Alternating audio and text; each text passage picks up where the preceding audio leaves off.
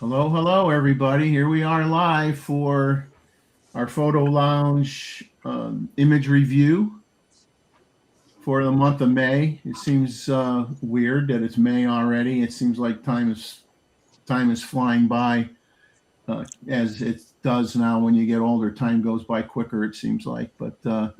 So I say hi to everybody, and we got 7 people in, so we won't really get into any sharing of images right away here. And Robert's filling in the body count, as he likes to say. So we're glad you're here to fill in the body count. Um, we need you to drag in a few of your friends so we can get a few more bodies in the count here. Jeff and Leslie are here. Good to see you guys. My friend Bob is right now driving home from Philadelphia, Pennsylvania. I think he left at 5:30 p.m. Eastern Daylight Time. So he's got a bit of a drive to get home. But as usual, he always sends his images in first. So his block of images will be first. And we have 90 images, everybody, to share. So, thank everybody who sent in images. We appreciate it as always, sharing your journey with us, and hope others that are out there who may watch this show that don't necessarily show up in the chat, that you consider, coming in and joining the chat and sending us an image, even if it's just one. We'd be more than happy to share anything that you're willing to share, and we are not going to embarrass you in any way, shape, or form, because it's just about our individual journeys and wanting to share. And if people have questions on something that any one of us took, we're more than happy to tell somebody how we got the shot, or what we did that was different, or what made the shot difficult, or what have you, as a learning tool for everybody else. But let's, we got 9 people in here. Why don't we go around here with our panel members to say their hellos and let you know what they've been up to, and we'll go in the clockwise direction. We'll start with Mr. Stewart. Well, I just came back from a week in Vancouver, and it's lovely out there on the coast. It didn't rain at all. And right now I'm getting ready to go camping. So this time next week, I should be out in the field someplace.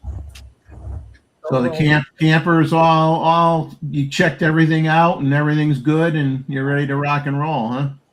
Well, I had to order some parts and they arrived today.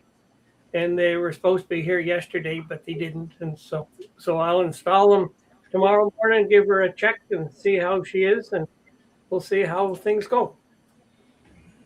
But I'm fixing up Anita's trailer tomorrow so she can take hers out too. So now when you go on these little trailer adventures, do you usually kind of like disappear like a week at a time, or what's your normal schedule?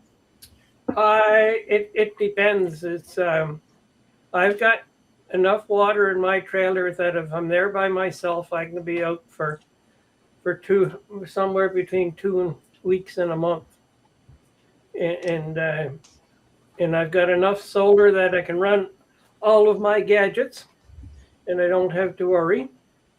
And I've got enough heat, and I'll take enough food, and my phone should work on cellular or satellite service. So when I'm far away, that I should still be able to connect me, only if I want to turn it on. So anyway, that's what I'm up to. Yeah, before you know it, the journey begins, as they say. Your journey will begin.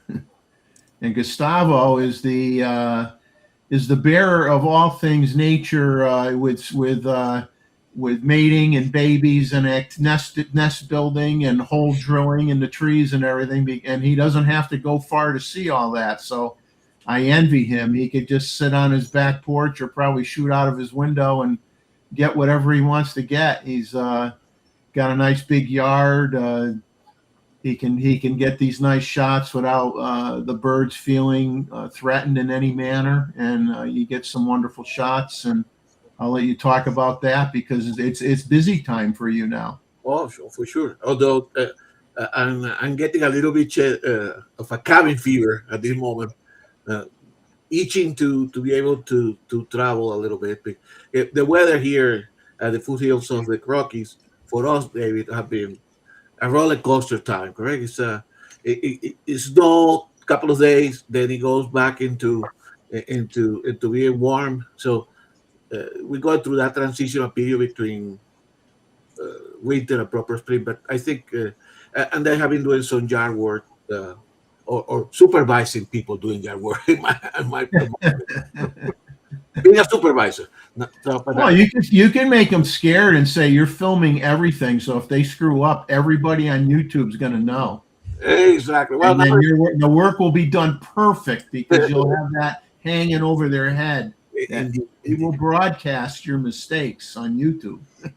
I'm still working on the archive. So I show later on if we get to that part after the meeting. I show the little task that I have that I have behind me on that. But apart from that, not much.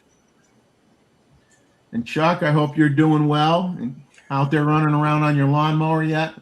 Yeah, as a matter of fact, couple days of mowing the grass, and I guess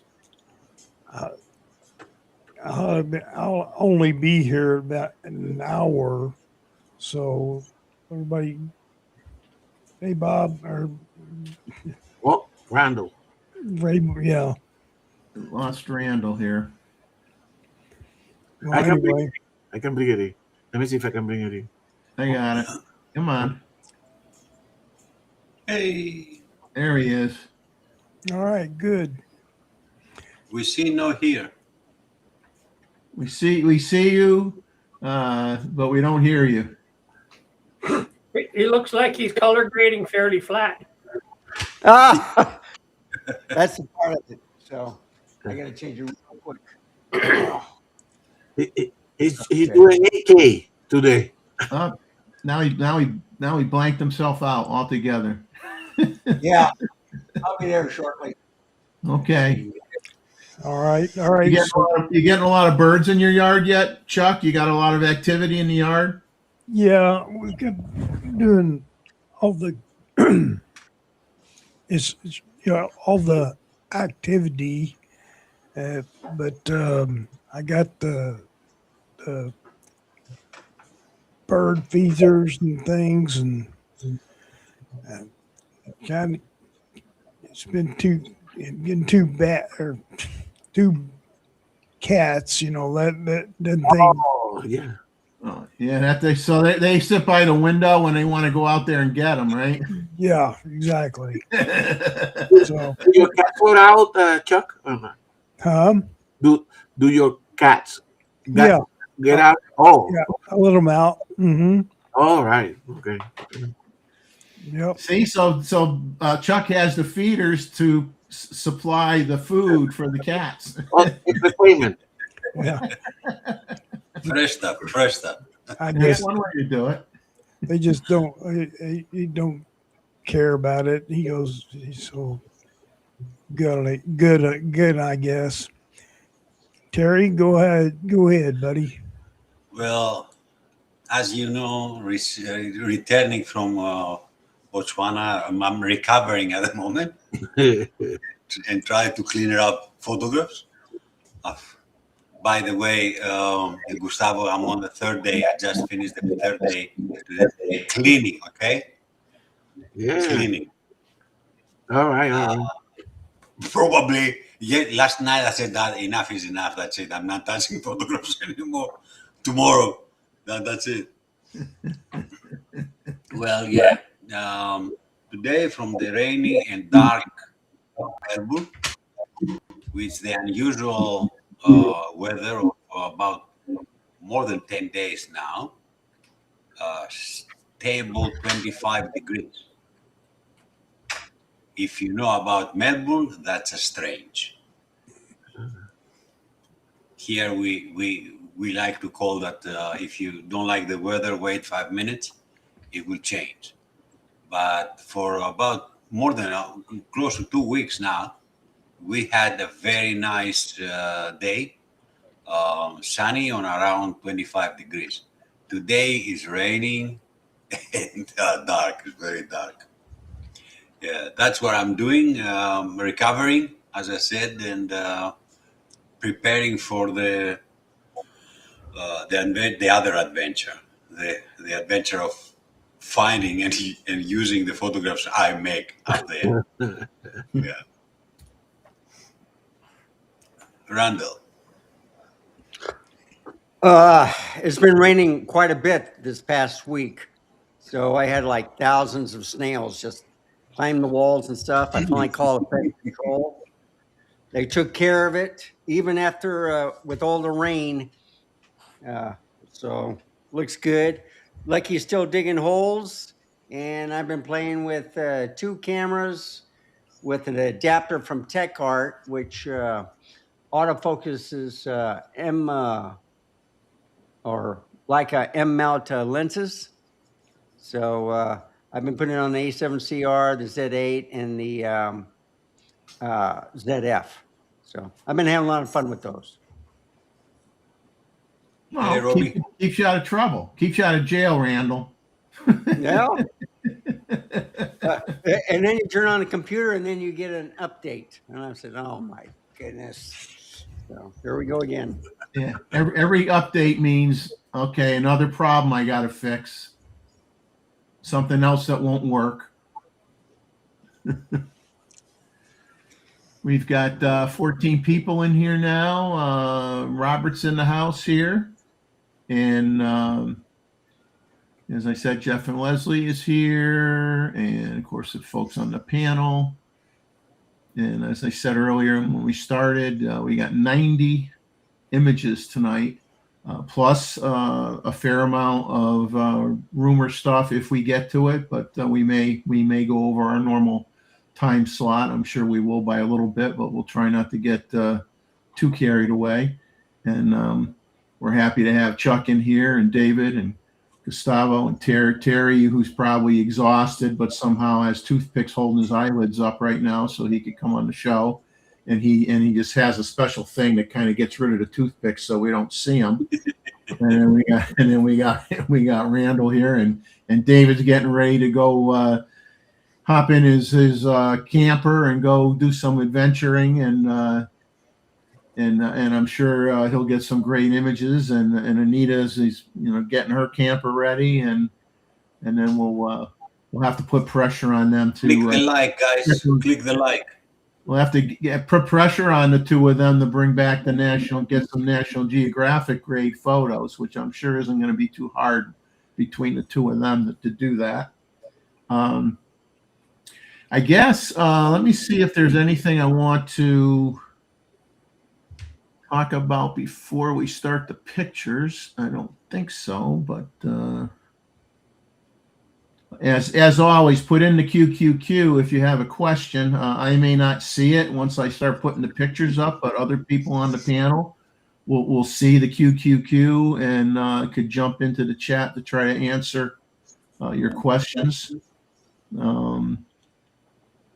There is, I hope some of you got to watch Tim, aka Mazman, and I were guests recently on Matt Irwin's channel again, and I always warn him not to do that because his ratings probably go down in the toilet when he puts stuff on.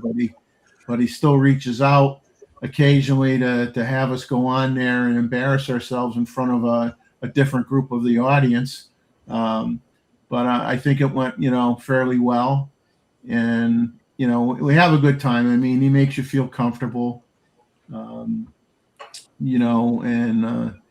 it's just tough. His schedule, I don't know. He puts out more stuff now than he must be one of those people that can get 2 hours sleep a day and he's fine. I don't know how he cranks out what he cranks out because, especially since it's, fairly long episodes for the most part, and that takes a lot of time to put that stuff together. So I give him a lot of credit for what he's able to do, and of course we'll talk about it later, but we got Canon coming out with a new camera shortly. We've got Sony coming out with a new camera shortly in the next week and a half thereabouts. I think it's May 13th is the day where they're going to announce each of them are going to announce the camera, and we'll get into that when we talk to rumors a little bit later. But at this point, I think I'm just going to bring up the images, and we're going to start going over the images. And Sandra Paul Singh was nice enough to write us a nice letter today, an email, and sent an image, and then sent a nice. I'm going to try to do my best. I should do my James Earl Jones impersonation, reading what the description is of his images. I don't think I could pull that one off very well, but I'll have to try to put on a more professional voice when I read the description that he provided me for his image. But anyway, let me bring up the window here.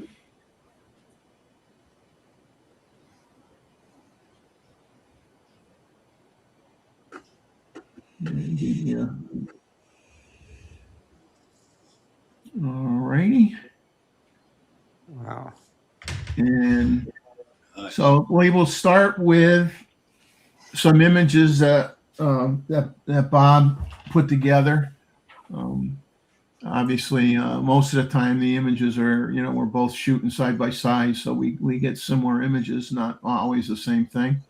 But this is a pied-billed grebe, and there were two of them in this particular image. You only see one, but there you see the reeds in the background, and maybe I'd say 5 feet in front of the reeds is they're lowering the water level once again in the pond, which is horrible. They do that all the time in this time of year.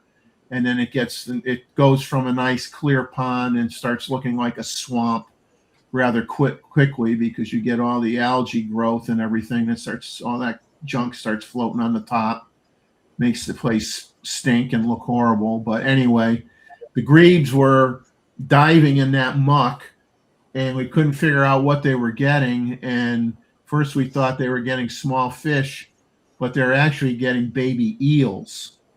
So there were baby eels that were in the thick muck that was in front of those reeds, and they were diving down in there and coming up with these eels that they were eating.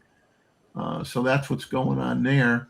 And something I didn't know, I should have known, but I didn't know. I looked it up. The pied-billed grebe, you see that vertical black stripe on the bill, top and bottom. That only shows up during mating season. So we have shared images of this bird before where it does not have the stripe. So this is the time of year where it has that vertical stripe, which is kind of neat. So that's image one. And here's the two of them together. Wow. And you can see the one in the foreground has the eel, part of it's hanging down below its lower bill, lower part of its beak. So it's Can you zoom in? Not easily. You are in Lightroom. Just click on the. Yeah, what I do is I turn off. Click on the image, just the image. That's it. Yeah, And if you click again, you go back.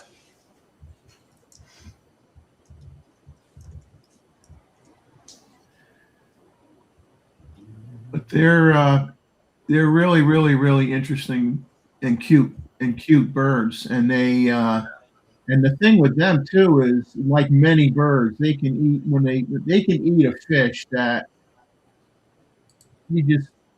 so many birds can eat fish that are so large compared to their stomach sizes. I mean, the gizzard must grind up the fish like going through a wood chipper or something on the way down, because I don't know how a lot of these birds can manage to eat some of the large fish that they eat, and even these small birds, these small birds can eat very, very large fish as well. I don't know where they fit it all. This next shot is of an American bittern. And what you see that kind of looks like a disaster area around it literally is. This is in the freshwater pond that is next to the original road that came into the Huntington Beach State Park, the original road. And unfortunately, I guess I guess I don't want to get too much into it, but they decided, just as the birds are nesting, there was like a floating, like an island of trees that were off the embankment in the pond, freshwater pond, and there were a whole bunch of trees where birds nested. And then they got the brilliant idea. I don't know where things are going to end up with what their plans are, but they went in and they basically went all the way around this island of trees that had nests in them, and they basically destroyed the nests. There's no other way to word it. They went in there and they knocked down a lot of the trees, and they went in and they destroyed all the reeds that were around that little island of trees. And that's what you see here in the picture is this bittern is surrounded by all the snapped and broken reeds and the demolition that's left behind. And I have no idea what the blanky blank they're doing. But once again, perfect timing. You go and you destroy a good sizable part of the nesting area right when the birds were making the nests. They couldn't wait until the end of the nesting season. Yeah. I mean, it's just one more frustration with the management of that area and what they do and what they don't do. And this poor bittern was. Bobby had shots of it with its head looking straight up, like where's my home? Where is everything? Everything's all destroyed. The only thing that likes this area now is coots, and two types of ducks are enjoying it because they're able to walk around and swim in the little spots where there's open areas, and they're eating a lot of insects and stuff like that. So some birds are having a good time, but most are not. And I'll leave it at that. His next shot is in a different area, about I'd say less than a 10-minute drive from the park. Is an area where Murrell's Inlet Marsh Walk, they call it, and it's just that. It's a marsh walk. It's an area where you've got walkways and you've got restaurants on one side, places to eat, and then you have a long pier that goes out pretty far. And from this pier, you're able to get shots of the oyster catchers, and here they are mating. And they do have a nesting area, which is basically a shallow depression with some sticks and pieces of reeds and rocks and oyster shells and stuff like that, and they just make a depression and lay their eggs. So they are laying on some eggs right now. I don't know how many. I did not get out this week to get any pictures. So according to a friend of ours that goes to this area every single day and monitors the oyster catchers for, God, it has to be 15 plus years now. He knows their habits. And he told us, I think a week ago, that 9 more days, they'll be babies, 9 more days. So should be pretty close to where we might see some young ones the next time we go here. and then Bob got them in flight. They are really, really interesting birds. Love the orange. Oh, that's a beauty. That's a beautiful photo. You know, Bob. Love it. and then he got one with them flying, and a pelican decided to do a photo bomb. The pelican flew off the, off probably one of the what do you call it, posts, because this is all close to where there's dozens and dozens and dozens of boats that are tied up and everything that go out for fishing tours and dolphin tours and that type of thing, and touristy type of stuff, and fishing boats and stuff like that. So a lot of brown pelicans hang around in there and just sit on top of the posts. And in this case, decided to photobomb his last image here. So I thank Bob for sending these in. These are his sets of images that he sent to us. Fantastic. Go. Bad, bad. Do that Bob Rosato suggested. There's a space bar. Yeah. Wow, beautiful. Beautiful. Yeah. But let's get back and see whether we come back to. Oh, so that seems to be the best way to do it, Jeff. Wow, great image, Bob. Love it. So our next images are from our friend Martin, Mr. Martin Hild. And before I show his first image, he just says, like last year, his favorite local tawny owl in the park produced some little owlets. So you're going to see a series of owl pictures from Martin. He says he went there a lot because just to watch them is cuteness overload. They attracted quite a few people again, not TV stations like last year, but flocks of photographers. And he says, of course, he shot hundreds of photographs. And this first picture shows the parent owl. And he says he or she is always around watching. He says really hard to spot him or her. And oftentimes we need the help of blackbirds or jays that go crazy over the owl. His advice to find owls is listen to their calls, and even more, listen to excited birds, especially blue jays, crows, or blackbirds. And so he says, anyway, this bird, this time the owl flew down to almost eye level and sat down in a good close distance, which hardly ever happens when there are no owlets. It usually always sits in its little branch cavity high up in its chestnut tree. And this is all with the Z9 with the 800 PF wide open, 1/100th of a second ISO 1800 for this particular shot. And then we'll move on to the babies. Oh my God! Wow. Beauty. So this is the owlets cuddling up closely. He says they do that when it's windy or cold or late in the day. He says usually they sit a few feet apart from each other. This picture's from the first day that he had found them. He says it's a huge crop because they sat quite far up.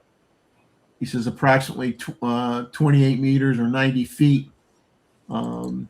Luckily, this tree does not have many leaves yet, so he didn't have a lot of, while you might have a few branches, you got to try to, walk around and get a spot to not have branches going across their eyeballs or what have you. They didn't have to deal with leaves yet, so that's good. And this is,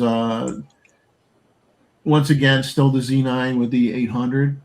Do the space bar again. Let's look at it. Oh, that is the space bar. Oh, Right, like that. Yeah, that's a low resolution. okay. Yeah. His next shot, Oh my God, with the flower. Nice. flowers. He said this was his favorite, and he says the owlets sat down in a flowering tree, and he says every once in a while they were in a perfect position to take some pictures. They were there early, had a good position for viewing and taking photos. And also, of course, he said they let others take photos from there too, because why not? He says he kind of went with the wrong lens. He took the 180 to 600, but he's happy with the photos from that day.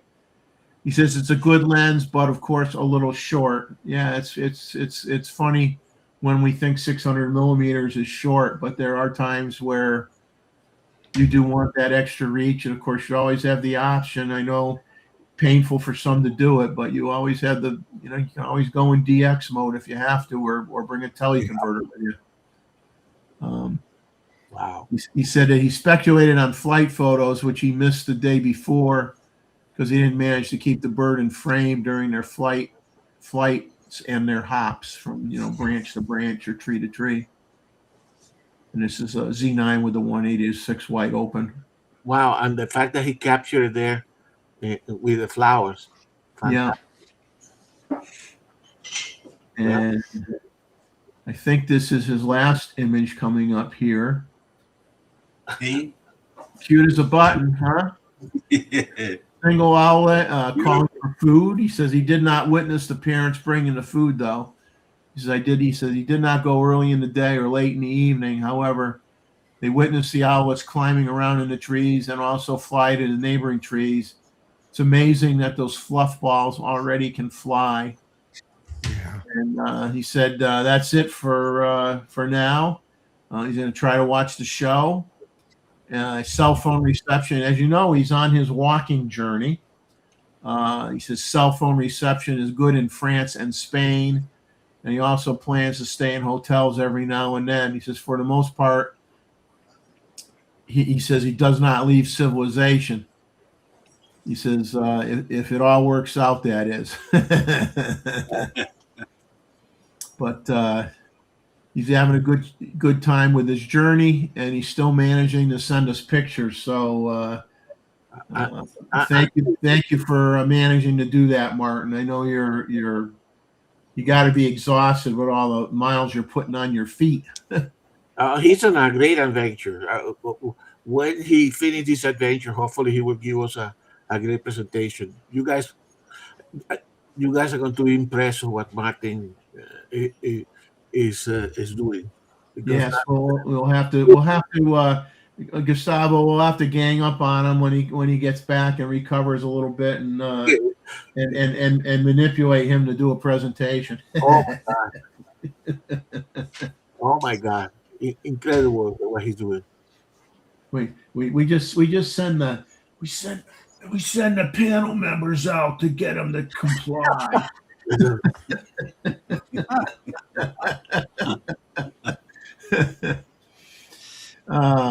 Anyway, thank you so much, Martin. And the one's coming up now. Randall, you're going to be up next. And, Okay. we'll have images from Jeff and Leslie. So I'm gonna. Hopefully, I have yours in the order that you wanted, Randall. I apologize That's okay. if they're not, but I hope they are. So we'll bring up your first one. Okay. So my neighbor across the ditch has this Jeep, and we always thought that it was kind of a junkie. So he's had it parked in the driveway, but slowly and surely he's putting it back together. But it does run. He has now 4 tires, but you'll notice that on the left rear or the rear on the right. I thought it was a toy. You can take a look. It's kind of rusted, but yeah, little by little, he'll put a window in the back part. But it's that plastic screens, whatever the Jeep. But yeah, slowly he's putting it together, and then he'll repaint it. That's the last thing he'll do. So. But Barry, you're right. It looks like one of those toys, right? It's like a little Hot Wheels car that got beat up pretty bad. Yeah. I thought it was a macro photograph. Yeah. I used the very small lens, a 35 millimeter Sony, and it's I think an f2.8. It's a ZA, so it's a Zeiss lens. So, and I used it on the A7 V. So, it was. I was shocked with the picture. So. Yeah, it does. When I saw it, I wasn't sure if it was a real vehicle or not, but obviously the background makes you think it's real. But Yeah, it's parked on the ditch by his house. And actually, you're not supposed to park any vehicles there, but they Mm. bought a new van, so they had to move it out of the driveway. And I think he got notified that uh, the city thought it was junk. So he started driving it around, moving it from one spot to the other. And there is an inspection sticker on there, and it is moving. But you can see even where you step into the vehicle, part of it is dented and rusted. So you really can't see it, but you can see the paint chipped and some of the, I guess, the light part of the back where the wheel is. I guess the paint faded because I see drips. So I don't know if he tried painting some of it before or what. I don't know. But well, it's working. we'll see what he comes up with. So this one is in the neighborhood where and I think you see the two paws on there. So I think that's where it was focusing using the Sony A7 IV. And but this was the 70 to 180 millimeter from the Sony. And this was what was it? It was I think it was the Tamron, right, that I used, an f2.8. But this was at what was it? I think I had it cropped, so it was like a 270 in the focal length of 35 millimeter. So yeah, it was at 180, but I cropped it at 270. So I've been doing that quite a bit, but I follow these deers quite a bit. The neighborhood feeds them, so they stick around. Yeah, And next year couple. Same Yeah. ones. These are the same ones yeah, or different same ones? one. Okay. They were running around. This one right here was afterwards. So the one that you're looking at now, okay, they're coming, and then as they pass me, then the last picture, they looked back to see if I was going to feed them. Okay. That they walked right by me. But the same thing. So same lens, same camera, but this was uncropped. This was at 180, and it was 6.3. And let's see, yeah, the 70 to 180. But you can see how sharp it was. And this is just a 20? No, this is a 33 megapixel camera. So Well, Uh, hey, Randall, many of us shot with cameras that were 4 megapixel or less Yeah. when this digital revolution started. I mean, you had next to nothing, compared to what you got now. yeah, it's amazing. Oh, the flowers. Okay. So this one, you can see the little bouquet in the background. And I was really happy with this. This is the 35 millimeter f2.8 also. This is the Zeiss lens. What I like about the Zeiss lens, it's kind of like the 1.4 we have for Nikon, where it's a character, like the old f-mount lenses, where it's sharp in the center and then it just, as it gets toward the sides. This one, I didn't see much vignetting, but I did see a lot of blurriness in the background, and I thought it was great.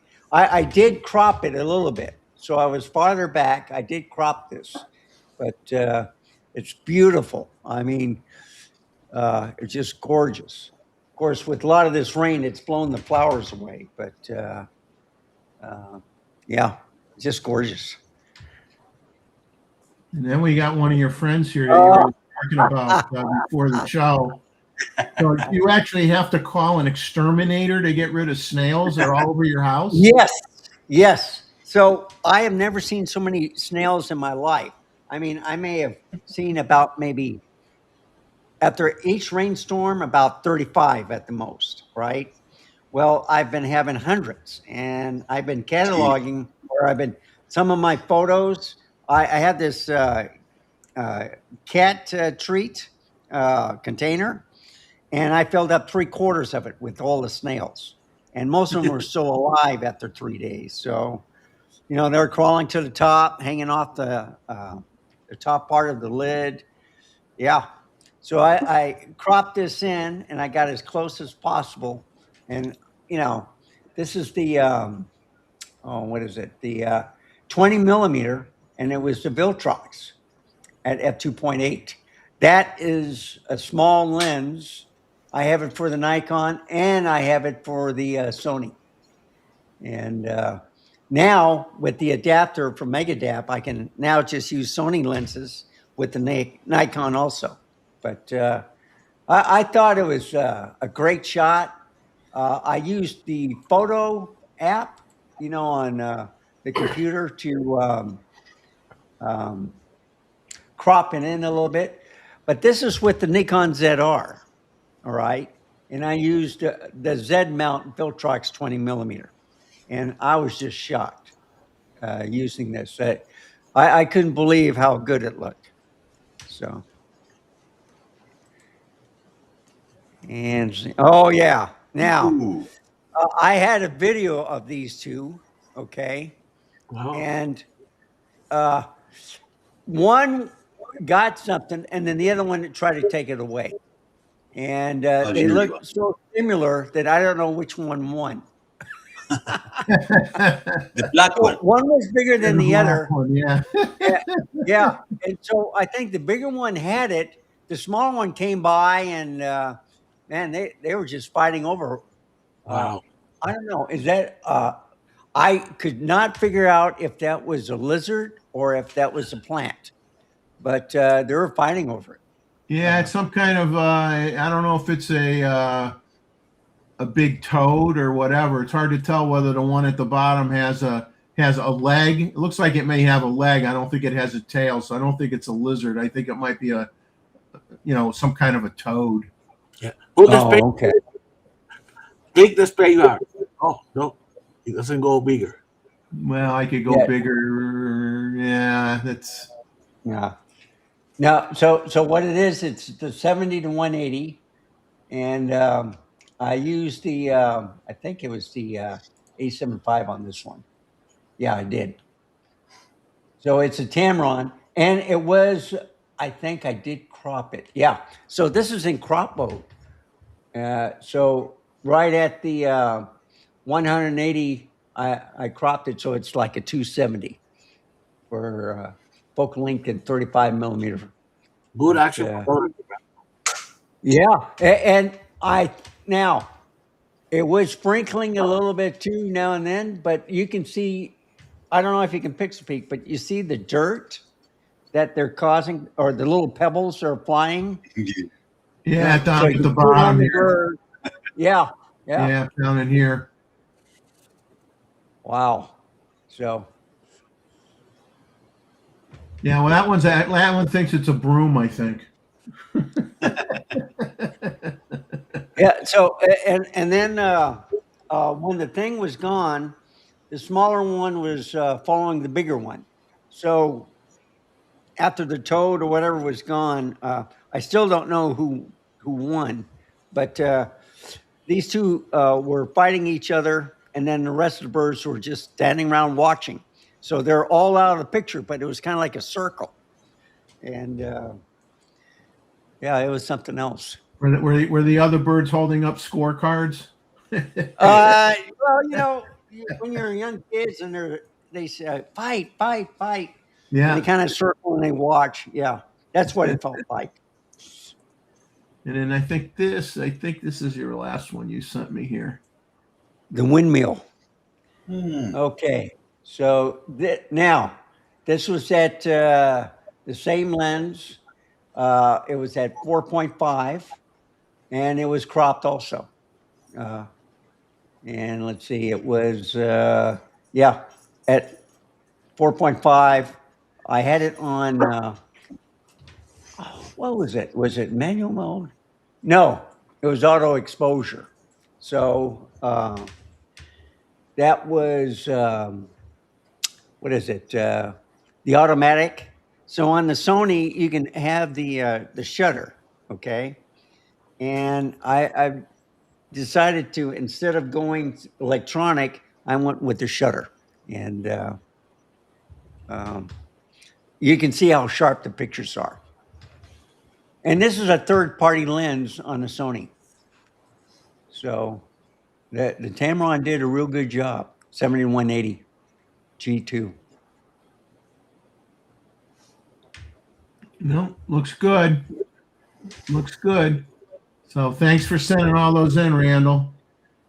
Yeah, I already got the I zoom can't for you. believe that this little guy caused so much trouble.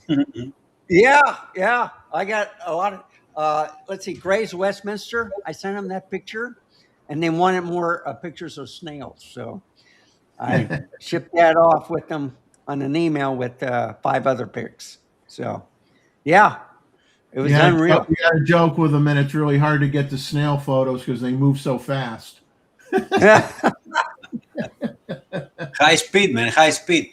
Yeah, you're shooting at 1/4000th of a second. You know, they're moving so Nah, fast. something like 1 to 125 Yeah. for high speed. Now. So I think this was what, You had 1/250. 1/250. Yeah. 5.6 ISO 200. Yeah. Yeah. This is This is the Viltrox 2.8. You should have fun. You had fun. Oh, That's all yeah. that matters. So thanks for your images. We're going to move on to Jeff and Leslie. So let me get his first image up here. Oh, beautiful. So so all of these all the images that Jeff took here, except for one where he's holding his grandson, which will be the next photo, were with the Canon R7 and the Canon 100 to 500 lens. And the next photo with his grandson will be with his iPhone. But yeah, so this was I don't know if I got this was a chickweed geometer moth. And he says probably a male due to the fuzzies on the antenna. If you look really close, you could see those little fuzzies on the antenna. Really cool. Beautiful, beautiful, beautiful. And Nice focus, nice. the background is clean. So he says their larvae are tiny inchworms and they feed on chickweed plants. Mm. So that's his first image, and then this one was his wife, I think, sent him this, or no, his daughter sent him this from an iPhone with him holding his grandson. And this is funny, he called this cutie and ugly in the same photo.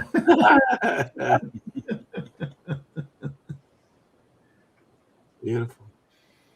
I don't know, Jeff, if depending on how long you had to hold them, you know, at our age, your arms get sore pretty quick. Kids aren't as light as as we get older, they get heavier. Yeah. Background have extra strength. Yeah. The next image that he sent in was of a box turtle. Oh, my And he goodness. said he was testing out the autofocus and tracking on his camera here. He says it was really hard to keep up with this speed demon, kind of maybe slightly faster than the snails that Randall was taking pictures of, but probably not by a heck of a lot. I'm sure they're pretty slow moving. I used to have one of these as a pet when I was a kid. So zoom in. Because That's where you need the 3D. oh, look at that. Yeah, Nice. gorgeous. Very nice. You see that crop picture. It's a good image as well. I don't want to stay staring at that eye too long. It freaks me out. He'll follow you. Looks if like you- you didn't sleep well last night. It's like you will do whatever I tell you to do. Beautiful. Drink a lot of blood. Now the next shot that Jeff sent in was he says he always gets a kick out of, and you don't see this very often, ducks in a tree. Yeah. That's kind of rare. The ducks in a tree, and he says always makes him smile when he sees this. He says this was a first for Leslie and him, getting a duck in a tree. He says Wood dogs. That's what they call. yeah, he says we've seen plenty of wood ducks in trees during springtime as they're approaching a nest or looking for suitable nesting cavities. Yeah. But seeing the mama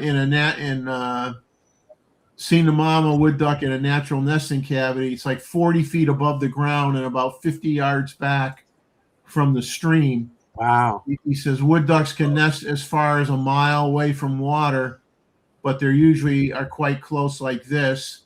And he said, interestingly, the babies, when they're about 3 days old, will dive out of the nesting cavity very ungracefully, fall to the ground, and pop up and make a beeline straight to the nearest water.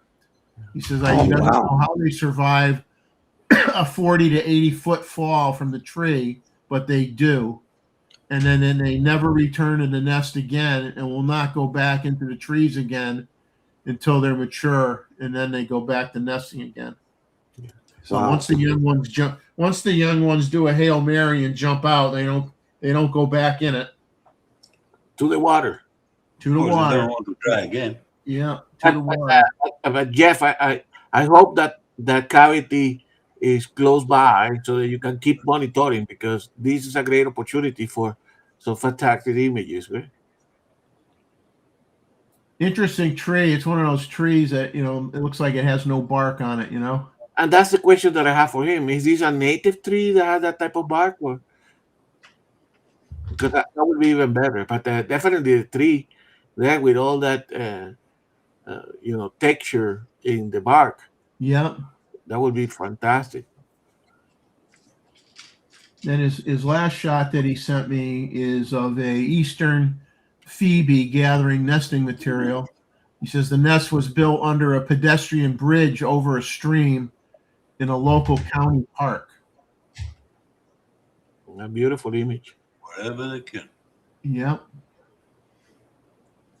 Yep. Oh, Very Nice and sharp. Oh, man. The 100 and 500 is an excellent lens.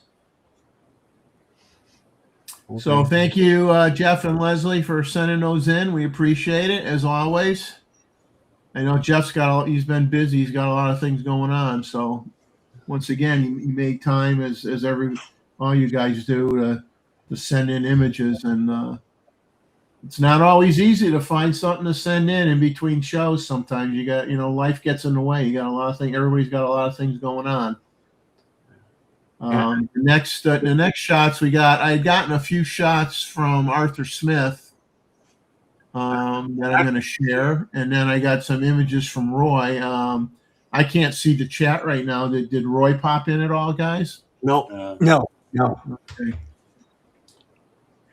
So this is the first shot of a juvenile eagle from Arthur Smith, who many will know as Flintlock. Okay, that's Very who Arthur nice. Smith is. And beautiful shot. Nice pose.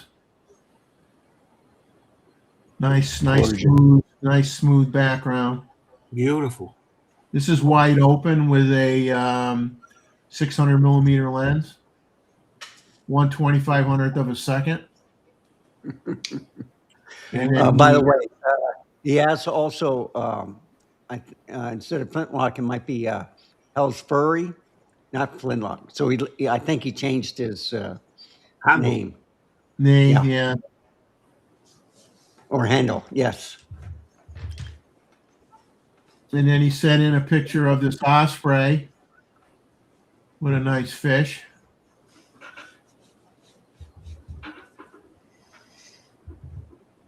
Wonder if he got this in the same area. Love the ground. So smooth. Very nice. Also with the 600. Zooming on this one, Jeff. Wow. And the fact that he got it looking at him. Beautiful capture. Love Yeah. the background. Fantastic. Showing off. That bird's showing off. It shows that don't look at me. That's mine. Yeah. Exactly. Don't get any idea. Beautiful. So those are a couple from Arthur. So Arthur, if you stop in, He did. He share is. a couple of your images. Now we're going to get some. The next ones coming up are from our Mr. Bixby. And then after that, we'll show some images from Luis. So we'll start from an image that Roy says this is late. It was an Easter photo that he put together that he found that he just sent to me. So it isn't like something he didn't send it in early enough for Easter time, but I figured I'd share it because it is funny.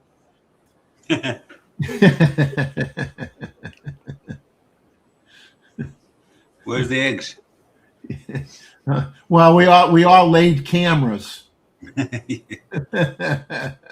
We all laid cameras.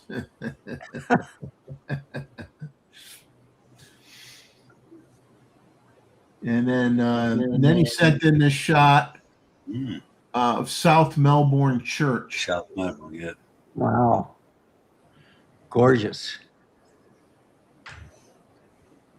Now, if he was here, I'd ask him this. I got a feeling that this was something he took quite a while back. This might even be a scanned image or something. I don't know. I have a feeling this might have been a film image. Why you say that? It is. Well, there's no existing. data, I think, what Oops. he was showing. Oh. So. Sorry. Wait a minute. That's random. No, There we go. he has that filmy look, Terry. Mm. Yeah, especially on the road and the grass. Yeah. Yeah. And as you go up, but I still love the skyline or the sky, the orange. What, the purple Overshot clouds? red. It must have been a cannon. Oh, well, yeah. Oops. That's it. Start a war on the show. One of these days they'll get the blue right. They did. They're doing a pretty good job now. But yeah, that's Yeah. gorgeous. His next shot is A chicken. Terry knows what this is. Yeah. Chicken on a railing. Okay.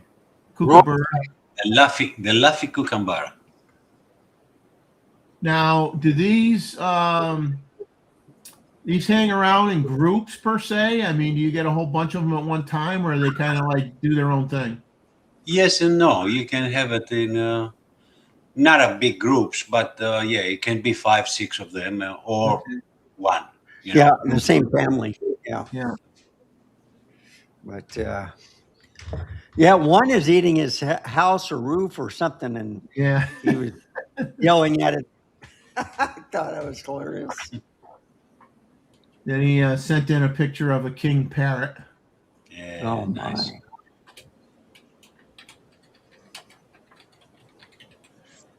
He's in danger of that. Beautiful.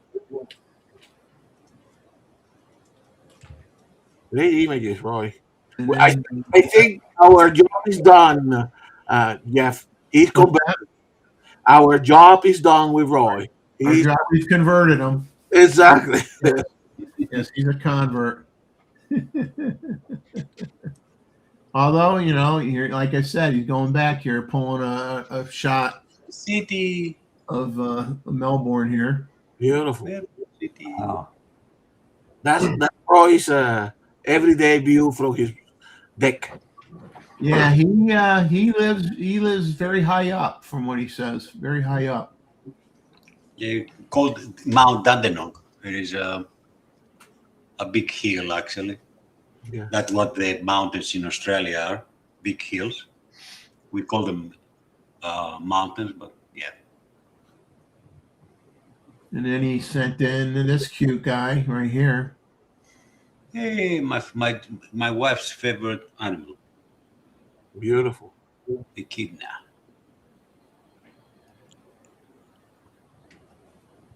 They're so cute when they move. What do they do? When they move, they're very, very cute. They go like Yeah. like a baby crawling. Yeah. Scrolling. And any another view? I love the layering on this one because of the weather, right? You can see all the Mhm. layers. That's beautiful, Roy. Great imaging. His last one that he sent in is these guys here. The other friends. Yeah. Yeah. He called them sulfur crested house eaters. Yeah. Yep. The noisiest and uglier bird. Ugly noise, I mean. And they go by a flock, about 10, 20 every time. And when they scream, my God, Yeah. they are noisy. Parrots are noisy. Yeah. Beautiful. Fantastic images. So that's everything from Roy. Roy, thanks a lot. Hopefully you'll catch up and watch the show tomorrow. So next thing we'll go do some images from that Luis sent in. And I'm not gonna pronounce this right. Very nice. A male Greek algrodes. Wow. Sounds like small lizard in the island of Zakynthos, Zakynthos, Greece. We have a Greek in our myth. So Okay, you pronounce it. Zakynthos. Okay. Okay. This was from 2020. wow. 2020. Zooming on this So one. he probably used an APS-C camera because he's using what, the 18-300? Is that an APS-C camera?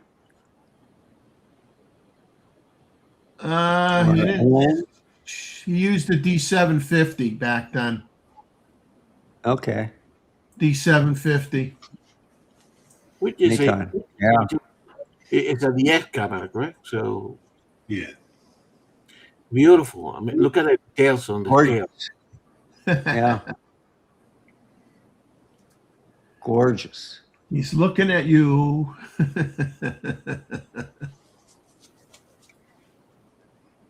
And then let's see. His next one here is Madeira firecrest, small bird, endemic to the forest of Madeira Island.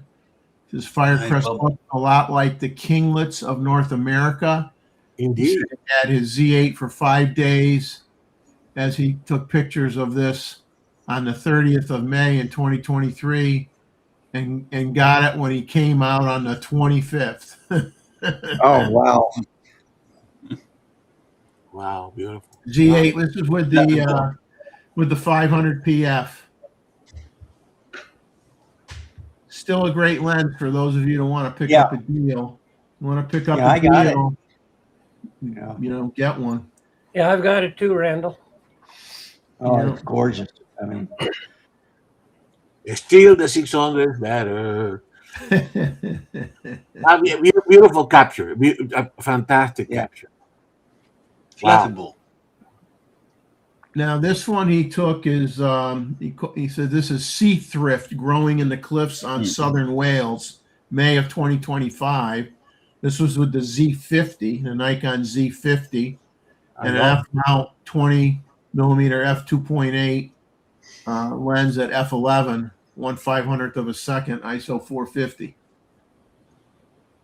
wow. That's fantastic. That's neat. That growing off of the rocks like that. Yeah.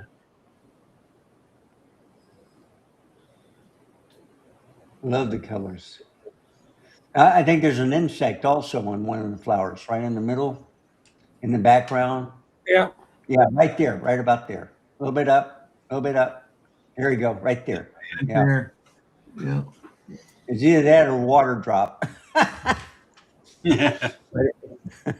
It's still gorgeous. It's beautiful. Now his last image is amazing. I mean, I love it that he sent in. This is a look at a caterpillar on the bottom. Yes. Bottom Oh, third of the image on the right hand side. He got this, and I told him what I really liked about this. Obviously, was the fact that he made the caterpillar and that plant life the foreground element, and then but kept a nice background, nice blurry background, so you get a sense of the environment that Very he was nice. in. And the caterpillar is just like it's just awesome. Absolutely. So go back one image here. Yeah. Just here. Okay. So you see, this photo is he kept it open. F1, F1, no, he He was at F11 here. F11. Okay, that's good. I'm surprised that the background is not more in focus. But the next one is With 11 on this distance. F10. Yeah. Background's pretty far away. I mean, very far away. That's Yeah. 10, isn't it? At F10, yeah. and Yeah. this for me worked better. I mean, this is fantastic capture. Yeah. And the and zooming again. I mean, the all the details. I mean, it's talking about an environmental or animal in his environment. Beautiful. Yeah. Wonderful shot. Really, I really like that one a lot. But zoom in again. I mean, Robert saying here, the face. The face. Yeah. Nice. For a moment there, I thought he ate too much, and that stalk just couldn't stand up anymore. That's a different end. But it's gorgeous. How about Chuck? Is Chuck leaving us? Yep. Yep. Take care, Chuck. Thanks for Bye, coming Chuck. on. See you, Chuck. The next image, the next two groups of images coming up is I made Michael Dries the middle of the Oreo cookie. And the reason I'm saying that is because I got no, he's not in the middle of the Oreo cookie. Okay, somewhere in here. Let me see. Let me check. I'm looking ahead.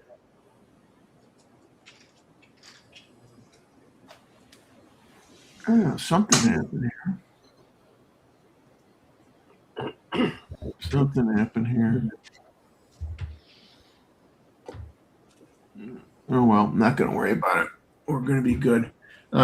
David, you're up next. So I'm going to show your images here. And then after you, we'll have Michael Dries's images.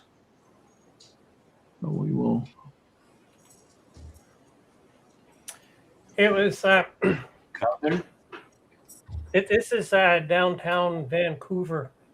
Oh, This is what things are like in the evening. There's lots of people out, and we had a group of 10 photographers out.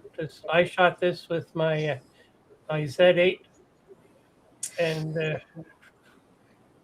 this I did have my 24 f1.8 with me, which I used for this. Yeah, it's excellent. Yeah. Uh-oh. And was watching the seagull for about 10 minutes with that starfish.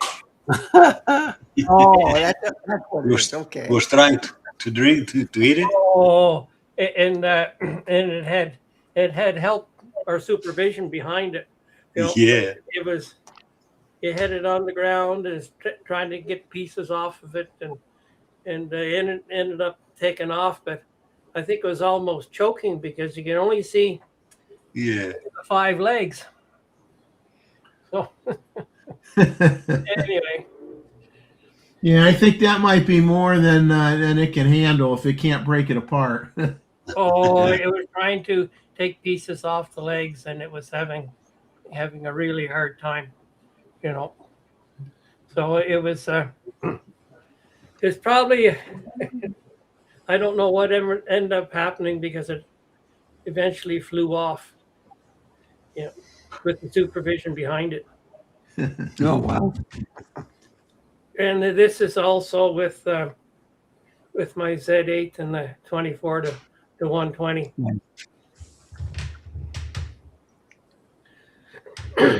And in Vancouver, they have a sun run, and it's a 10K run, and they limit it to 50,000 runners. Oh, wow. Yeah. That's still a lot. And aliens are allowed to And go. they like the aliens more than the Earth ones. Oh, and the thing is the group that she was in was sub From Venus? 5 minutes. So she's a fast runner, or I think it's a she, but I'm not sure. From Venus or Mars? I'm not too sure, but Yeah. yeah. Hey, you asked the photographer. You should know. Looks like a volcano anyway. Yeah. Yeah. Astro. It's nice to see David making new friends. And this is one of the biggest cameras that you'll ever see. Yeah. And that lens it's on a buggy, and the doors close, and that lens actually works in there. And what you'd end up doing is aiming the cart at what it is that, or the buggy, what you want to shoot at. And I shot this with my 14 millimeter, or at 14 millimeters, and I tried my best not to get any reflections, but it's really hard to do because it's inside a glass pavilion. Hey, David, it would be a good photo to try that Adobe. I think there is a setting for eliminating reflection, just to experiment with it. Yeah. Yeah, what I ended up doing is putting the lens right against the glass. No, And that cut down most of it, but I can try that too, just report to us whether it works, because sometimes we have to get with glass. I mean, we know a polarizer sometimes it help, Yeah. but this is a good photo. And do you have a question for us? Oh, it's Canon. a Canon, not a Nikon. Yeah. Okay. I don't know what it was. I think it was a boogie. But anyway, this is at the Museum of Anthropology, and it's quite an interesting place. They have an indoor pavilion, and this is part of the outdoor portion. Whereas there's two longhouses that the natives in BC used to live in, and it's a recreation. And we can't get inside these things, but it looks quite interesting. Like this is shot with my 24 to 120 at 24 millimeters. All my shots in this group are with my Z8, and the museum wasn't open on a Monday, or else it would have gone inside. And this is it's quite an extensive museum of what life was like in BC, going back maybe 1,000 years.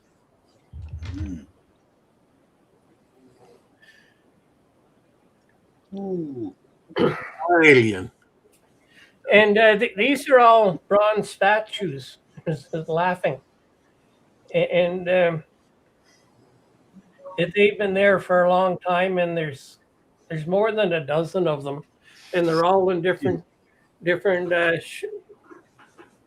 poses and whatever, and you can kind of tell where people have been rubbing them, but by the by the color. So they're laughing at you taking a picture of them. Okay, Dave. Oh, yeah. Yeah. Yeah.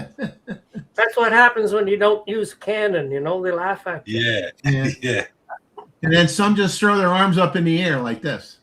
Yeah. And this totem pole is in the entrance to the Vancouver Harbor, and so all the ships that go by, they get to go by this totem pole.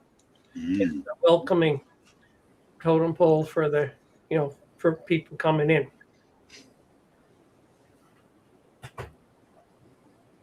Now, how Hey, tall you think that is? Far from where? From the base of the totem pole, not what it's sitting on, but from where its the part that its feet are on, from the bottom of that. I'm less than 10 meters away from it. Okay. So Yeah. were those totem pole carved and moved from place to place, or they were carved like in situ, if in a dead tree or? Well, it's now we move them, but I don't think the natives move them very far. They did it on situ, and the place where they found those. It's probably pretty. Wherever were the tree. Yes. Okay. Yeah. Very beautiful. Interesting. And this last one is this guy. He's carving a paddle. He's putting a design into it. And I mentioned to him they should go to Museum of Anthropology because they've got quite a few paddles that have been decorated up, and they look pretty interesting. And like the speed that he was going, it'd take a long time for him to do this. Wow. Yeah. Yeah. And it was an interesting conversation I had with him. And this was shot in West Vancouver. He was just there on the beach. Then you got one more. Okay. This here is in Vancouver Harbor. They have a seaplane Another service toy.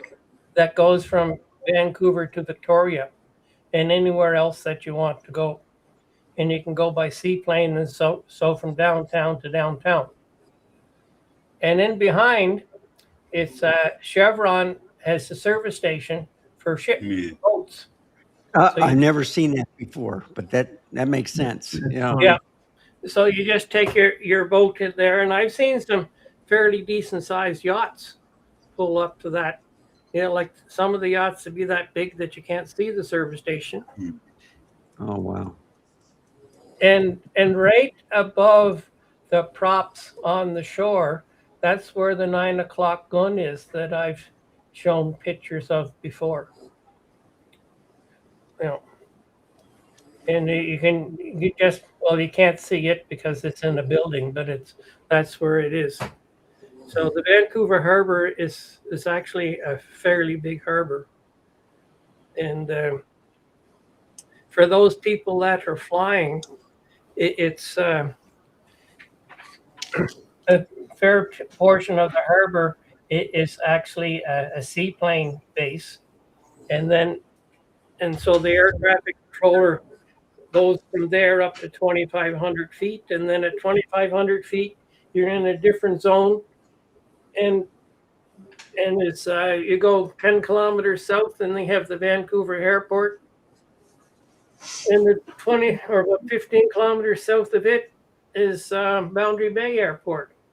So it's an interesting place to fly from, because you're always talking to the different air traffic controllers, because you keep changing as you go up and down. And I think they only work for about 10 or 15 minutes, and they get a break because they're going constantly with all the planes that they're trying to route. And there's times when it's every 5 minutes there'll be a plane like this take off to go someplace. But this is the only one that paint colors on it or paint it this way. But they do have an electric plane that they're testing. No. Interesting. Yeah. So those are all the images that David sent in. So thank you very much. These seaplanes, what are they? I mean, they got, obviously, they got passengers in them, obviously, but how do they unload the passengers? I mean, do they pull up? Outside. You open the door and push them out. Well, I mean, they just kick them out. They got to swim. They got to swim to shore, or what? No, they dock the plane just the same as you would a boat. Okay, just pull up to a Because pier. the pontoons that are there, Yeah. they'll put it right up against the dock, and you can see the ladder on the side on the middle of the maple leaf. That's the entrance that the people come in and out. Okay. All right. And this plane would have 2 pilots. Some of them only have 1. That's neat. I mean, I'm nervous on planes anyway, but I mean, I think those things are cool. Yeah, it's always interesting on a float plane. The last time I was in a float plane, it was just me and my gear, and I had it overloaded, and we went 1.5 kilometers down the lake before we made it to treetop level, and and the pilot, he was looking to see where the gaps were between the trees, and that's where we went through because it took us a long time to get up. That was the last time I flew in a small thing. And you overloaded with all your cameras? Well, I was surveying then, and I had a lot of gear, but that was the last time I did that. Every time after that, I always got a bigger plane. But those planes give you access to a lot of places, correct, David? Oh yeah, and some of these planes have a couple of different short takeoff and landing packages. And I had a friend of mine, his stall speed was 70 kilometers an hour. And the places that he could get into were just amazing. And he can get in with the load. Whereas you get something like this, their stall speed would be quite a bit higher and needs an awful lot more space. But it's like you can get into a lot of places in the north, and for an awful lot of Canada, it's the only access that you have is by float plane. You land on the lake and then you walk. Yeah, Alaska's the same, correct? Yeah. Yeah. Thanks a lot, David. Yeah. Thank you, sir. Yeah, thank you. Cool. Next set of images are from Michael Drees, and Michael's. This is his pictures from his last photo session before he left Florida to go back home, and Nice. so he had a pair of mockingbirds Very nice. in the backyard there, and they had a steady rainstorm, and the sun was setting and popped off in the distance and lit everything up, and he got this wonderful golden bokeh. Yeah. It's rain. Yeah. Picked a good shutter speed, 1/125th of a second, that have just big enough streaks from the raindrops. And he says he was inside a screen porch with the door propped open. He hardly got wet at all. This was with the Z8, Nikon Z8, with the 400 millimeter f2.8 TC VR lens, f6.3 at 1/125th of a second, ISO 320, and he was at 560 millimeters, so he had the TC engaged. Wonderful shot. I mean, there is nothing more common than a mockingbird, correct? But Michael again showed that he's a photographer, correct? So I think, as I said, there's a lesson for everybody, right? It's about photography, guys. Right? Yep. Now his next image. This was a Louisiana water thrush. This was in his backyard in central Pennsylvania. He says his wife thought it was hilarious watching him laying down among the rocks in the stream with his chest waders on to get this shot. Well, So there's dedication for you. You have to do what you have to do. exactly. Yeah. Wow, beautiful image, Michael. Beautiful. This is with the same, same lens, same camera.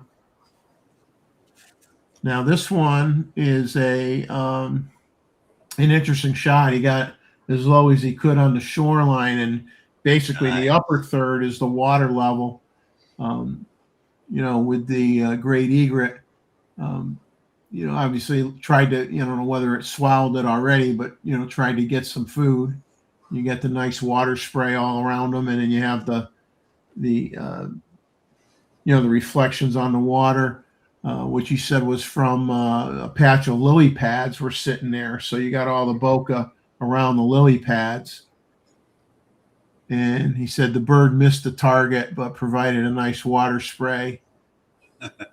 This was it was at 560 millimeters, same lens, same camera, at f4 at 1/3200th of a second to freeze the action.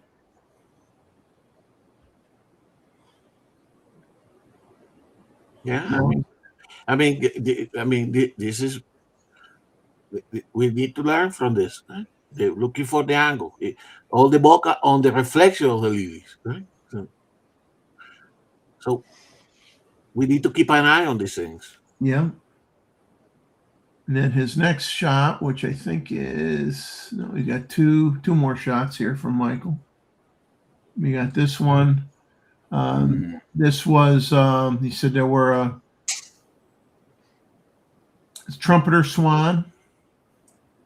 His shutter speed was a bit high. He was at 1/2000th of a second, but he had just shot a landing image and didn't have time to dial it back.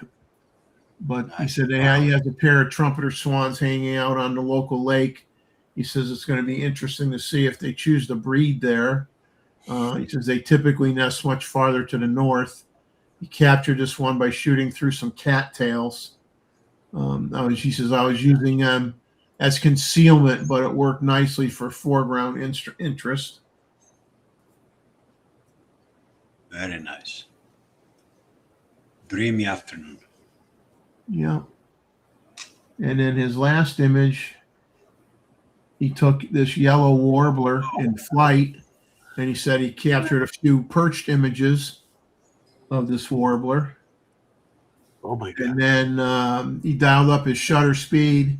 He's at 1/3200th of a second here to try to catch the bird as it hunted for insects, and it would fly to different perches to try to get the bugs. He says, he didn't think he captured anything worthwhile until he downloaded his images and he saw this. And he says it was a pleasant surprise.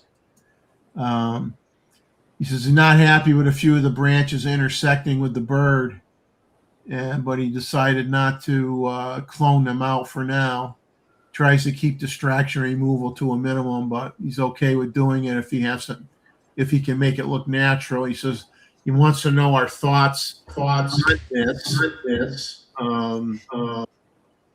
I don't do a lot of distraction removal either, and you're capturing the real world. This is what's really there. You're not. What he was asking about removing what? Well, I think he's probably talking about this area here. Yeah. Whether he should remove that or not. I think it looks perfect. I would say, the image, we all like it, right? But I will consider very appropriate to take those that one. It doesn't detract anything from the reality of what he observed. It just emphasizes. So for me, it's a fair use of removal, in my opinion. But it's beautiful. As it is, it's beautiful, correct? Yeah. Oh, it's gorgeous. I think it comes to you're the one. You as the photographer telling the story. I think that's completely up to what you want to do.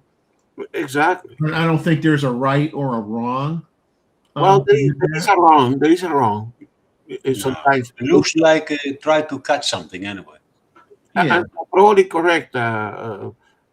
These warblers at this time of the year, they're probably nesting or searching for insects among the flowers. That's what Yeah, I believe. That's what happened. Jeff and Leslie probably tell me that. But no, it's a great image. yeah, wonderful shot. Nice, nice lighting. You can see this part of the body looks good. Very nice. Very And nice. translucent. The fact that it was taken with a little bit of backlight, right? Yeah, And we know that Michael is Yeah, very, that was at F4. Yeah, with the 400 millimeter. Yeah. Michael and is the very flowers in accomplished. front of his left wing it is very nice. Gives the 3D effect of Yeah. he's behind the tree, the flowers. Yes. yeah, very nice shot. So yeah, I mean, there's some stuff you could remove if you wanted to, and I think the thing is sometimes people easily get carried away and remove too much. When done delicately in the right places, it could make the image a little nicer. But I mean, it's really Very personal nice. personal preference. Yeah. So that's it from Michael. So Michael, once again, thank you so much for sharing these images, which some of them were from Florida, I think, and some of them are from back home, Pennsylvania. Next images coming up are from Robert Rosato. Bob sent us some in from Connecticut. Some areas that put a smile on my face that I remember. I was never a guy that liked to go into the cities over too much. I'm not a city guy. But my wife worked at Travelers Insurance, which was in downtown Hartford. So sometimes I had to pick her up, and I would see some of these places that he's going to share in these photos. This is a photo downtown Hartford area, the old State House. This is Connecticut's old State House, which was built in 1796. He Wow. took a Nikon ZF with a Voigtlander 35 millimeter f1.5 M mount and a Voigtlander VM to Z adapter. He says he forgot to match the aperture on the camera to that of the lens, so the aperture in the metadata is not accurate. He thinks it was like f2.8. Yeah. Exposure 1/125th of a second, ISO 100. So that's the old State House in Connecticut. Good old CT. Then this building used to be the corporate headquarters of United Yeah. Technologies Corporation, who Bob and I both worked for. United Technologies had a lot of different divisions. You had Pratt and Whitney engines. You had at one time you had Sikorsky for helicopters. You had Otis elevators. You had Hamilton Standard, which was and space division, which I worked in both the military and commercial aviation part of Hamilton at one time, and then migrated to the space division, close opposite the airport in Connecticut at Bradley International Airport. And in downtown Hartford, you had the Gold Building, and this was their UTC's corporate headquarters until 2015. He took this with the D850 with the PCE 24 millimeter f3.5 tilt shift lens. Lens was shifted up to a max of 11.5 millimeters, 1/200th of a second at f3.5 ISO 64. And he added some slight vignetting to the image intentionally. UTC merged with Raytheon, who's known for Patriot missiles and stuff like that, missile program and other things, and they renamed the corporation Raytheon Technologies. So UTC is not is now combined with Raytheon, so they're called Raytheon Technologies. So that's who Bob currently works for now. Then he went to I love this one. a Bushnell Park, an area called Bushnell Park, and he took some pictures of the carousel. It was run. They had it running at the time, and there were cherry trees in bloom in the area. And this carousel is one of only 3 Stein and Goldstein carousels that still exist. It was built in 1914 and was originally from Canton, Ohio. It was brought to Hartford in 1974. So it's in Bushnell Park, and it's available for people to go on it. I don't know what they charge. I never looked into that, but it is a pretty famous carousel. It was with the Nikon ZF, taken with the Nikon ZF as well, with the Whitelander 35 millimeter f1.5 M mount with the Voigtlander VM-Z adapter as well. Robert, people can still ride it, or is only like a museum piece nowadays? No, it's right. people ride it. People will You see ride the it. next shot. And so there's a couple more images of it. You can see some people over there here. Ah, okay. Oh, There's a few people. Or beautiful. oops. And here's another one where he slowed down the shutter speed. Okay.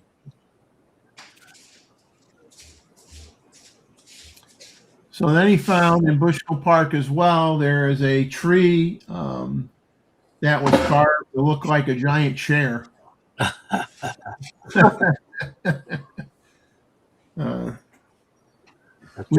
We used to have trolls in Connecticut, so I think this was a seat for one of the trolls.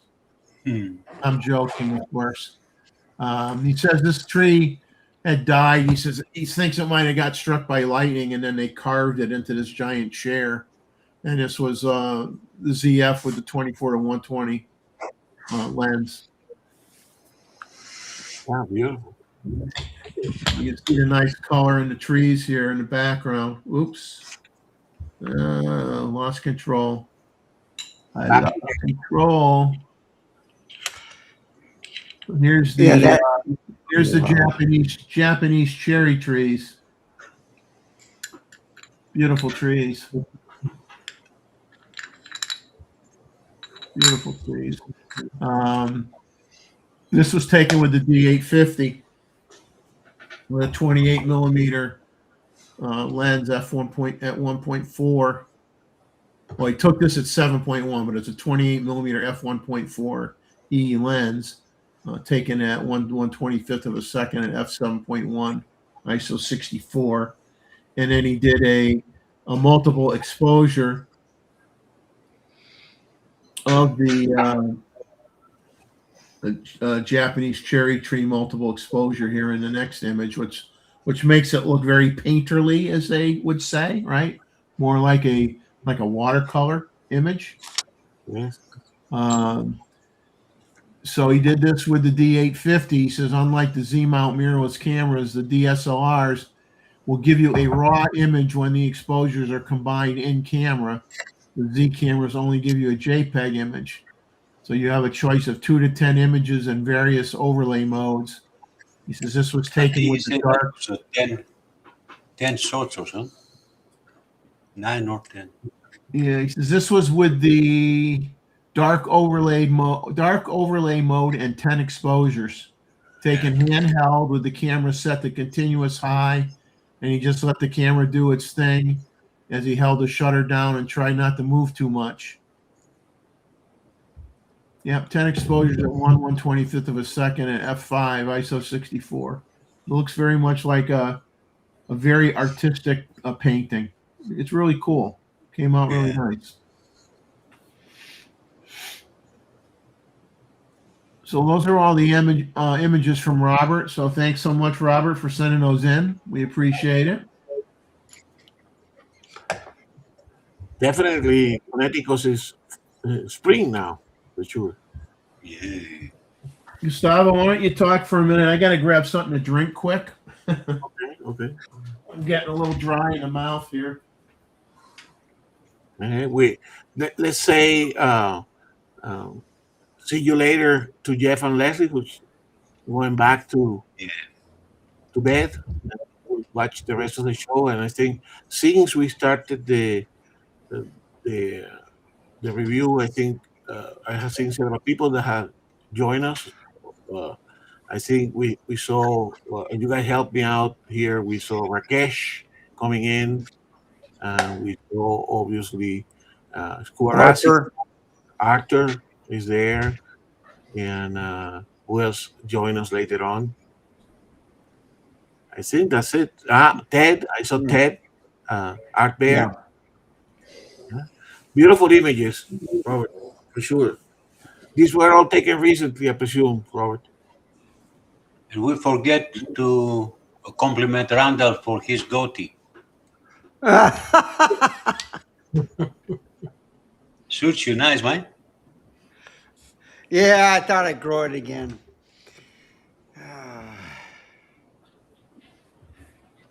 I'm playing with the Voigtlander. So I thought I had a 1.4, but it's an F2. So, and it's on the ZF. Okay, so I got the Tech-Art adapter. So M-mount lenses can autofocus. And I had the other lens, which is even smaller than this. It's the 1.4 Voigtlander. And everybody was saying, what type of film camera is that? I said, no, this is digital. This is ZF. This is M-mount lens. M-mount lens, how'd you do that? With an adapter. So, yeah. And I had the old M8 Boys also. with toys. This is the lens I usually carry, the TT Artisans F2. It has some great sun stars and stuff, but it's for the Z mount, and it's. Yeah, I love picking up lenses and playing with the cameras. So, yeah, Boy this is the and his toys. Cognac Brown. So this is a new color. They have the chrome top now for the ZF. Oh, yeah. And if I turn it around, look at that.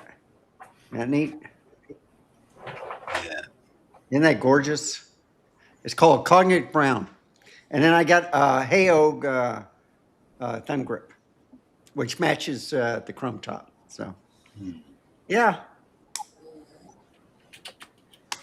I've been taking a lot of pictures with this. ZF's a nice camera. Hey. I'm back, guys. So we can flip back over here. We're at we finished with Bob Rosato's images. So thank you, Bob. If I didn't do so before, I went to get some water. Throat's getting a little scratchy. Sanjit is in the chat in case that you want to show Sanjit's photos and due to his narrative before we continue. Yeah, I could do that. I was gonna, since he's here, I won't make him suffer through listening to me for the whole show. So Sanjit was nice enough. He contacted Gustavo and I, sent us an email saying hello, hoping we were doing well. And he says it's been quite a ride on his end lately with work, family, some personal projects. He says keeping life wonderfully full and trusting all is well with both of us as well. And he's still rocking and rolling, as he says. Give me a second here as I'm just moving stuff around on my computer. He attached an image that he sent me with a narrative that accompanies it. I will try to do justice to the narration once I show you the image. Developing an exhibition set for The Monster. which, he was kind enough to share the story and that video with us not too long ago. And so you want to, let me bring up his link. I think I have, let me see if I have his link somewhere. I thought I did. Well, here's a link. So if you want to see some of Sanjit's work, you could go to www.jitspics.com. And so the image you're going to see is part of a new body of work he's currently pursuing, and he's excited to keeping the exploring going and seeing where the story leads him to.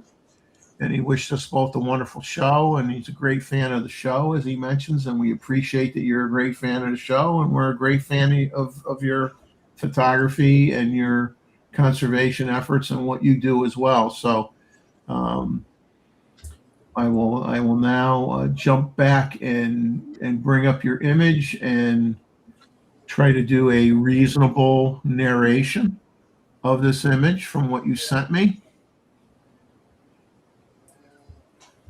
So he called this concrete crescendo. Okay. And here's the narrative that goes along with it. He does not stare into a sunset. There is no ancient rainforest burning Bring it gold. on the sender, Mike. Pardon? Bring it on the sender. The image. That's better. Is it all right? It was on the live. Yeah, that's all right. That's better. Okay. So he does not stare into a sunset. There's no ancient rainforest burning gold before him, no cathedral of figs, no monsoon light filtering through leaves older than memory. There is only a wall, plain, silent, unmoving, the hard face of a city that has replaced wilderness with concrete and called it progress. And yet he looks at it as though it is a horizon. This hybrid hornbill, born between bloodlines and belonging fully to neither, has blurred the borders of tradition.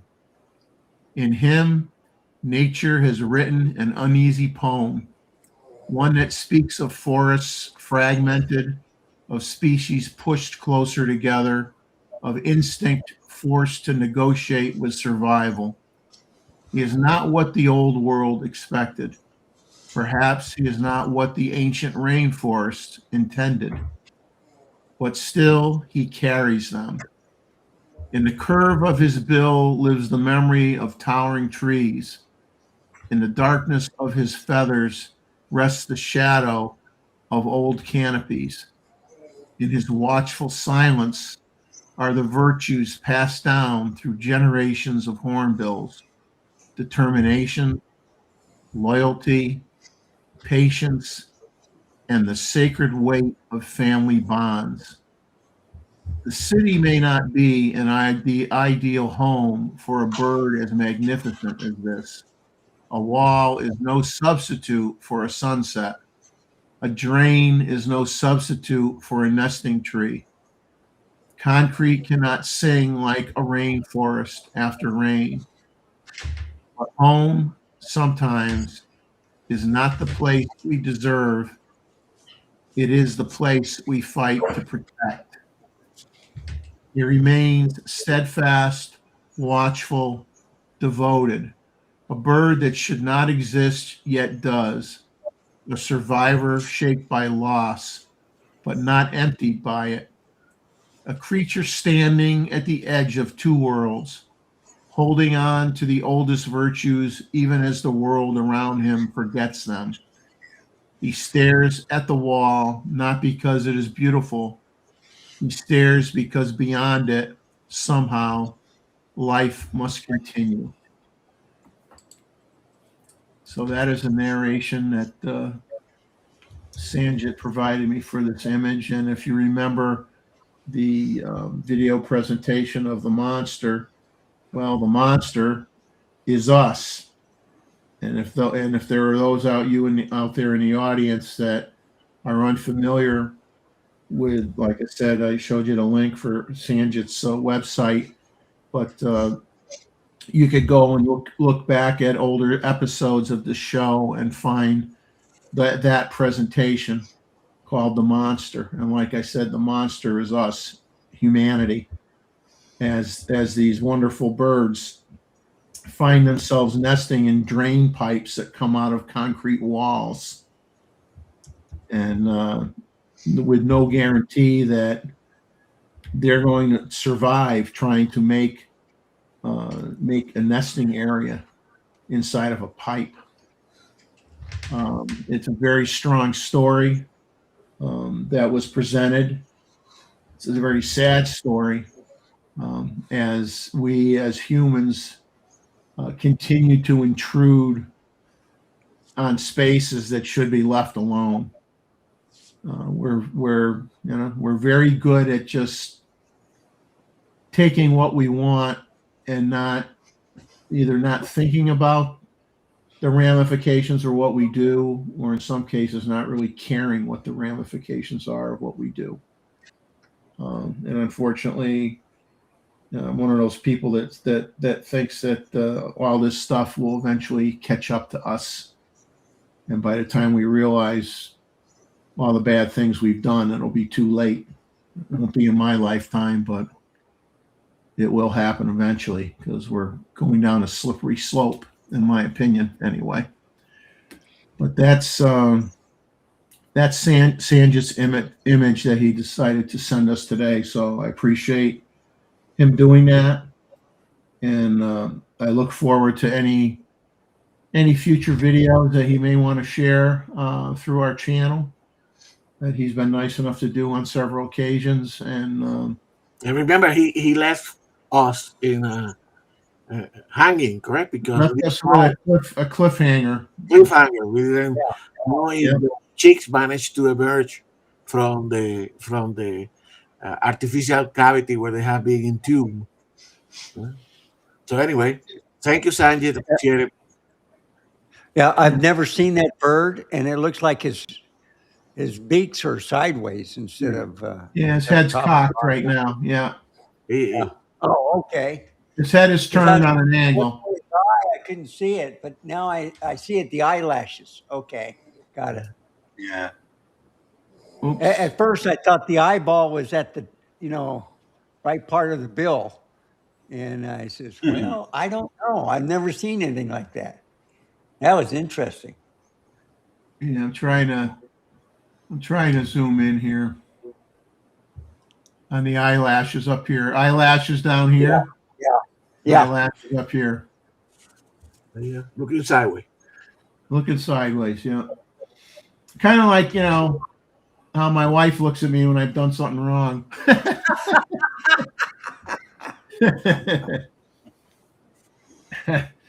But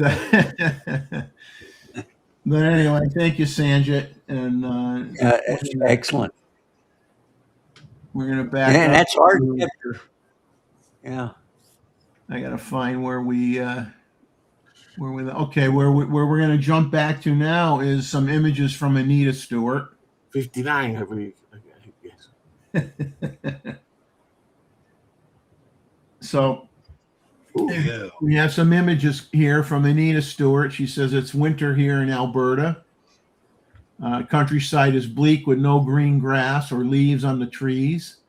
And she says that she thinks they're going from winter to summer at this rate. All but this first photo were taken with the Z8. Lenses varied from the 24 to 120 to 70 to 180 and the 80 to 400. So we will just go through her images here, one at a time.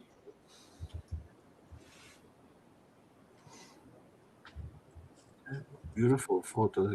That's nice. Yeah.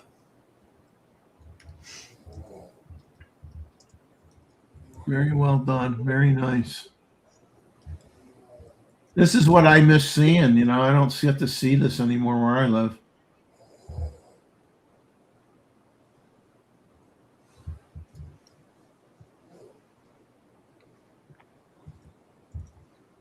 That's the valley. Yeah. Now, sometimes you get people get pictures in locations, you think it's a whole different world, you know? The road goes to nowhere. Yeah.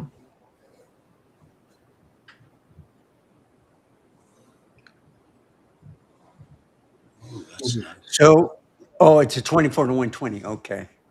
Yeah. So I saw the 31 and I says, I've never seen a 31. And then I see the 24 to 120. Yeah. Yeah. Anita do a great use of that. I love the clouds. Yeah. Love the Yeah. clouds. 2026. Yeah. It's puffies. Oh man. How how long did she? Yeah, 1/400 of a second. So she must have slowed down the what? 3 second, 4 seconds for Yeah. that photo right there. I know. 1/400th of a second. F9. 400. 1/400. Oh, It's just that this is frozen. yeah. lake. Yeah, The really. frozen lake. Thawing. It's thawing. Oh, All these different islands of all these little pockets of land. Really cool. Oh, beautiful. Now in down this here, case, you I can, will down here, take you out can this see, on the left. you can see a structure here. You can take out this. Yeah. Yeah, Badlands. Yeah, there's a house way back here. Way back Yeah, here. The way they categorize this, it's hard to get shots without stuff in the way. You know, and if you look in the upper right, there's more stuff there too. Yeah. But you see, No, there's nothing wrong with the picture at all. That's the way it is. I was just kind of you know, like I'm looking at what matters here, and then I just happened to see that there were man-made structures and stuff. and you see, we were talking about that before. That will be fair to take those out because they are not part of the natural environment. It's just part of the I mean, interfere. yeah, the park. I presume this is some sort of park or preserve area in these badlands, but they are not. They don't add anything to the photo. They're just part of the preservation. So it's fair to. I mean, either you crop them on your composition, which we do all the time as a photographer, correct? Or we can decide, hey, I take it because this is the best angle, like probably Anita did here, and then you remove those away. Yeah, like Gustavo, that this is a good angle. It's just that those man-made structures just UFI and Exactly. So, Yeah, sometimes you sit here, look at a picture, and you go, "Oh, well, if you move to the left, well, yeah, you don't know that 5 feet to the left, you're not falling off a cliff." Yeah, but you can look in the background and you can see another structure in the back.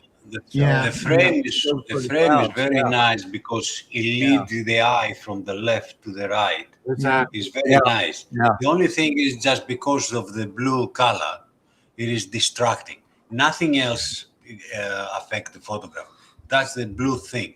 If she takes out this, everything will be fine. Yeah. Doesn't matter the small house on the background there or the things up to the right. But the frame as it is perfect. Yeah. Yeah. I love it. And then she's got one more here that she sent in, I believe. Give me a second. Yeah. There you go. That's also the Bow River, David. I don't know. She'll have to tell you. Okay. Do we have to tie her on the chair to say that? To make her talk? Oh, she can get in. She's in the chat. You know. Yeah. And, I think her first shot was at Saskatchewan River Crossing, and that's one of the places I'd like to go camping this summer. But not at a place where I can see that view, but not be on the hill. Do you know if this color is from the snow, from the melt of the snow, or? Oh yeah, this color of the water is natural there because of the limestone. Oh, okay. All right. As Yeah. you said, typically glacier runoff Yeah, produces that type of color in the water. It has a little bit of silt in suspension. Hmm. she says this is part of Abrams Lake, Okay. and that's not the Bow River. Like, Uh, fair enough. This is the North Saskatchewan River. Very nice. That's where from the source. Beautiful, Anita. Beautiful as always. Well done. Yep. Nice job. Thank you so much for sending those in. We're the next set of images. We got a half dozen images from our friend Gustavo, so we're going to let him talk about them. And then after Gustavo, John Itchy sent me an image, which was nice of him. Apologize to John for having been able to. I just haven't had. I don't know. Time is just something I don't seem to have enough of, but haven't been able to view a lot of other content creators as much as I want to, unfortunately. But we're always thinking of you, John and Diana, and we know you guys are doing good work. And you know, John gets involved with Fuji quite a bit and stuff like that, and other companies. And Diana is doing her, her thing. Whether she's using her Fuji camera or Leicas or what have you. So she keeps herself very busy as well. So the next group is going to be from Gustavo. We'll let him. Yeah. We'll let him narrate. So remember, I have been documenting what's going on here in the spring, correct? And these are some of those trees that some are partially dead, some are dead, that are left standing, so that the habitat to use them, right? So in this cottonwood, um, uh, this part of I think I have a new pair of hairy woodpeckers, right? That have now decided to occupy that and enlarge that hole. That hole was started by the flickers, but now have been occupied by the hairy woodpeckers. This was taken about, I think, about 2 weeks ago, and when they were in the middle of the excavation. This is the male, right? There are some branches and stuff around, but it doesn't bother. I don't want to bother them at this moment, and this is one of the nests that I'm monitoring. So this is the male, and then the next one is the female. Locally, I have full view of those, so I can take advantage. As you can see here, they have progressed a little bit. The leaf have progressed a little bit. It was taking about a week ago. Now they are already inside, right? And these are the females, the hairy woodpecker. So Inspection time. I looking forward to see how this progresses through the season. Mhm. So the next one, I show you some of the photos when the flickers were created Oh. the new nest, right? And this in this photo, they are already enlarged the hole sufficient. Then the excavation is continuing from within, right? And this is the female coming to the front of the hole and on the next cavity, taking some of the debris out. Okay? I see in about a week or so they will be uh, fully. They have finished with the hole, and then you will see them mating. But since they moved trees this time, I haven't protected that tree yet, so I have to catch it at the right time. If I want to prevent the raccoons from raiding these nests, I may have to do something about this dead cottonwood here. But uh, it, this new cavity here where the nesting is here is it a different tree and different location, so I get more of a frontal view of the nest. So when the chicks come out, I will be able to get some close up. By the way, guys, this is taken with a 600 millimeter, right? Yeah. TC with a times two converter times the TC converter. So this is as much uh, close up, 1680, yes, 1680. yeah, that I can get on this one, right? And you can see all the details on the feather. So you can see the how for giving up these cameras now the combination of all the with all these teleconverters. I think if you scroll to the bottom, it will tell you exactly what I use.